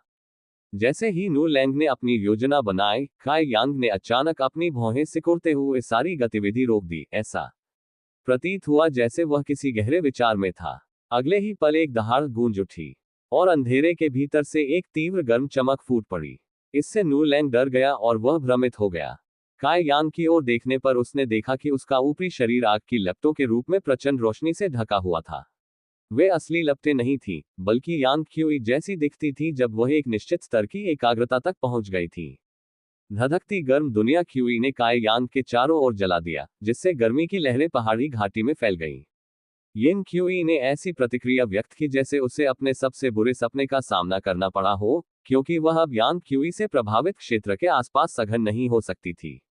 ज्वलंत विश्व क्यूई की रोशनी के कारण काई यांग का तारांकन ऊपरी शरीर अस्पष्ट हो गया। यह उसकी मांसपेशियों को शुद्ध और बांध रहा था, चारों ओर फैलते हुए अनियंत्रित दिखाई दे रहा था। उसकी दोनों मुट्ठियां खून से लथपथ और क्षत विक्षत थीं। उसके पेट पर 30 सेंटीमीटर लंबा घाव था, जिससे अभी भी खून बह रहा था। उसका क्षत विक्षत शरीर देखने में भयानक लग रहा था। उसकी दोनों आंखें भी लाल हो गई थीं। वह एक ऐसे जानवर की तरह दिखाई दे रहा था जो खून की प्यास और पागलपन की अंतहीन मात्रा से आभा बिखेर रहा था। सचमुच एक राक्षसी आभा। नू लैंग का चेहरा उतर गया क्योंकि वह जल्दी से कुछ कदम पीछे चला गया और चिल्लाया, निडर जादू। उसने सोचा कि युद्ध के दौरान काई यांग ने अपनी विश्व क्यूई पर नियंत्रण खो दिया था और उसने अपनी विश्व क्यूई को अपने दिमाग को नियंत्रित करने की अनुमति दे दी थी। लेकिन क्या यह स्थिति केवल तभी उत्पन्न नहीं होनी चाहिए जब कोई अभ्यासी क्यूई परिवर्तन चरण तक पहुंच जाए? वह महज प्रारंभिक तत्व मंचन अभ्यासी था, तो यह उसके साथ कैसे संभव हो सकता है? निडर डी ऊपरी हाथ। आखिरकार काई यांग की तुलना में वह एक पूरी सीमा ऊपर था। अगर वह अभी भी बढ़त हासिल करने में असमर्थ था तो उसने इतने वर्षों का अभ्यास व्यर्थ में किया। नू लैंग ने अपना थूक निगल लिया। काई यांग की गर्म वर्ल्ड क्यूई से उसकी 10 उंगलियां जल गई थीं। उसकी प्रत्येक उंगलियां फफोले से ढकी हुई थीं। उसकी उंगलियां ऐसा महसूस कर रही थी जैसे उनमें लगातार आग लग रही हो। चूंकि किसी की उंगलियां उसके दिल से जुड़ी होती हैं, इसलिए उसकी उंगलियां हिलाने से दर्द के कारण उसका दिल ठंडा हो जाता है। अगर इतना ही होता तो नू लैंग को झटका नहीं लगता। जिस बात ने उसे सचमुच चौंका दिया वह काई यांग की ताकत थी। उनके पहले टकराव में काई यांग केवल एक तुच्छ प्रारंभिक तत्व चौथे स्तर का अभ्यासी था। ऐसा स्तर उसे डराने के लिए पर्याप्त नहीं था। लेकिन अपने दूसरे टकराव के दौरान उन्होंने प्रारंभिक तत्व 5वें स्तर को हासिल कर लिया था। चौथे संघर्ष में उसकी ताकत एक बार फिर बढ़ गई थी। वह प्रारंभिक तत्व 6ठे स्तर पर पहुंच गया था। 7वीं टक्कर में वह प्रारंभिक तत्व 7वें स्तर पर पहुंच गया। 12वें संघर्ष में वह प्रारंभिक तत्व 8वें स्तर पर पहुंच गया। जैसे जैसे वह लड़ता जाता है, उसकी ताकत बढ़ती जाती है, जो कि बहुत ही धूर्त, अनोखी और अकल्पनीय बात है। इसके अलावा ताकत में ये बढ़ोतरी रुकने का नाम ही नहीं ले रही थी। नू लैंग निराश हो गया था। वह नहीं जानता था कि काई यांग अपनी ताकत बढ़ा सकता है और न ही वह किस हद तक बढ़ा सकता है। यदि वह जारी रहा और क्यूई परिवर्तन चरण तक पहुंच गया, तो वह जीतने की उम्मीद नहीं कर सकता था, क्योंकि काई यांग की विश्व क्यूई बहुत अधिक प्रभावशाली थी। काफी समय बीत जाने के बाद नू लैंग को एहसास हुआ कि वह काई यांग से सीधे तौर पर मुकाबला करने में असमर्थ है। नू लैंग कोई मंदबुद्धि व्यक्ति नहीं था। प्रत्येक टकराव के साथ काई यांग का शरीर स्थिर होता जा रहा था। वह अब चट्टान की तरह स्थिर था, एक ही स्थान पर निश्चल खड़ा था। इसके विपरीत प्रत्येक हमले के बाद नू लैंग को अधिक से अधिक मात्रा में प्रतिक्रिया का सामना करना पड़ रहा था। नू लैंग केवल अपनी चपलता और अपनी लचीली शैली का उपयोग करके काई यांग में कमजोरी की तलाश कर सकता था और काई यांग पर घातक प्रहार करने का प्रयास कर सकता था। लेकिन काई यांग का बचाव बहुत ही जबरदस्त था, इतना कि कोई कमजोरी नहीं पाई जा सकती थी। प्रारंभिक तत्व 9वें स्तर। नू लैंग की आंखें कांप उठीं। उन्होंने पाया कि प्रत्येक टकराव के साथ काई यांग की ताकत वास्तव में दूसरे स्तर पर चढ़ गई। ये सीधे प्रारंभिक तत्व सीमा के शिखर पर चढ़ गया था। लेकिन इसके साथ ही उनकी विश्व क्यूई अंततः शांत हो गई। अब इसमें वृद्धि जारी नहीं रही। इसके साथ ही नू लैंग ने अंततः राहत की सांस ली। हालांकि वह केवल क्यूई परिवर्तन चरण के पहले स्तर पर था, जो प्रारंभिक तत्व शिखर की तुलना में सिर्फ एक स्तर अधिक था। केवल एक स्तर का यह छोटा अंतर ताकत के मामले में एक बड़े अंतर का प्रतिनिधित्व करता था। इसलिए नू लैंग को काई यांग के खिलाफ घातक प्रहार करने में सक्षम होने का भरोसा था। उसने एक मिश्रित दवा खाकर अपनी ताकत बढ़ाई, जिसके बारे में वह नहीं जानता था। लेकिन इससे कोई फर्क नहीं पड़ता कि उसने कौन सी यौगिक दवा खाई, परिणाम निश्चित रूप से होंगे। काई यांग मूल रूप से प्रारंभिक तत्व चरण चौथे स्तर पर था। इस प्रकार विश्व क्यूई की उसकी वर्तमान भंडारण क्षमता अभी भी यहीं तक सीमित थी। वह वास्तव में प्रारंभिक तत्व शिखर स्तर के किसी व्यक्ति के रूप में विश्व क्यूई की समान मात्रा को संग्रहित करने में असमर्थ था। नू लैंग को बस काई यांग की ताकत खत्म होने तक इंतजार करने की जरूरत थी और फिर वह एक घातक प्रहार करने में सक्षम होगा। जैसे ही नू लैंग ने अपनी योजना बनाई, काई यांग ने अचानक अपनी भौहें सिकुड़ते हुए सारी गतिविधि रोक दी। ऐसा प्रतीत हुआ जैसे वह किसी गहरे विचार में था। अगले ही पल एक दहाड़ गूंज उठी और अंधेरे के भीतर से एक तीव्र गर्म चमक फूट पड़ी। इससे नू लैंग डर गया और वह भ्रमित हो गया। काई यांग की ओर देखने पर उसने देखा कि उसका ऊपरी शरीर आग की लपटों के रूप में प्रचंड रोशनी से ढका हुआ था। वे असली लपटें नहीं थीं, बल्कि यांग क्यूई जैसी दिखती थी जब वह एक निश्चित स्तर की एकाग्रता तक पहुंच गई थी। धधकती गर्म दुनिया क्यूई ने काई यांग के चारों ओर जला दिया, जिससे गर्मी की लहरें पहाड़ी घाटी में फैल गईं। यिन क्यूई ने ऐसी प्रतिक्रिया व्यक्त की जैसे उसे अपने सबसे बुरे सपने का सामना करना पड़ा हो, क्योंकि वह अब यांग क्यूई से प्रभावित क्षेत्र के आसपास सघन नहीं हो सकती थी। ज्वलंत विश्व क्यूई की रोशनी के कारण काई यांग का तारांकन ऊपरी शरीर अस्पष्ट हो गया। यह उसकी मांसपेशियों को शुद्ध और बांध रहा था, चारों ओर फैलते हुए अनियंत्रित दिखाई दे रहा था।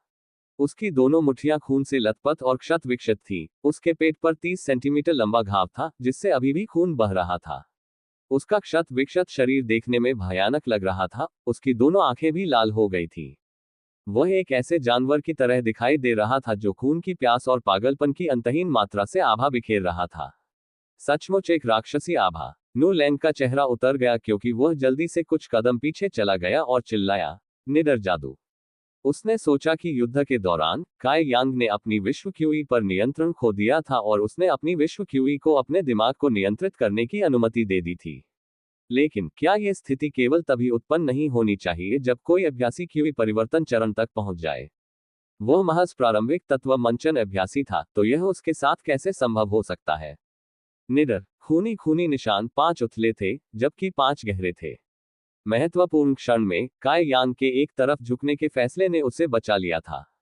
नु लैंग का एक हाथ पहले ही तोड़ दिया गया था, इसलिए उसका eagle source in the sky अपनी असली ताकत का प्रदर्शन नहीं कर सका और दोनों हाथों की शक्ति समान नहीं थी। शक्ति में अंतर के साथ काय यांग के झुकाव के कारण दोनों पंजे एक ही समय में जमीन पर उतरने में असमर्थ हो गए। ये नु लैंग के हमले को तोड़ने के बराबर था। इस प्रकार की लड़ाई का चुनाव पूरी तरह से व्यक्ति की त्वरित बुद्धि और प्रवृत्ति पर निर्भर था। युद्ध की गर्मी में काय यांग ने बहुत अधिक नहीं सोचा, कहने की जरूरत नहीं है। इस प्रकार की कौशल तोड़ने की विधि वास्तव में निर्दोष थी। जबकि आसपास का माहौल जल्दी ही शांत हो गया, अंततः इस द्वंद्व का परिणाम स्पष्ट हो गया। हल्के से हौंफते हुए काय यांग का शरीर अभी भी उस दुष्ट आभा से घिरा हुआ था। इस बीच नु लैंग एक मरे हुए कुत्ते की तरह जमीन पर फैला हुआ था। उसका चेहरा खून से लथपथ था और उसने काय यांग पर जहरीली नजर डाली जो कदम दर कदम उसकी ओर बढ़ रही थी। भले ही मैं भूत बन जाऊं, मैं तुम्हें नहीं छोड़ूंगा, नु लैंग ने खून का कौर निगलते हुए घृणापूर्वक कहा। उसकी ओर देखते हुए काय यांग ने एक पैर उठाया और अचानक नीचे गिर गई। हा हा, ब्लड ग्रुप के लोग मेरी पुकार सुनेंगे। वो मारने आएंगे। इससे पहले कि नु लैंग अपना वाक्य पूरा कर पाता, काय यांग ने उसकी गर्दन कुचल दी। उसकी जान निकल गई। स्टॉर्म हाउस के 5 लोग, परिणाम पूर्ण हार। शांति से खड़े होकर काय यांग ने अपने उबलते खून की स्थिति और अपनी लड़ाई की इच्छा को महसूस किया। एक बहुत ही पागल योजना के बारे में सोचते हुए उसका चेहरा ठंडा हो गया।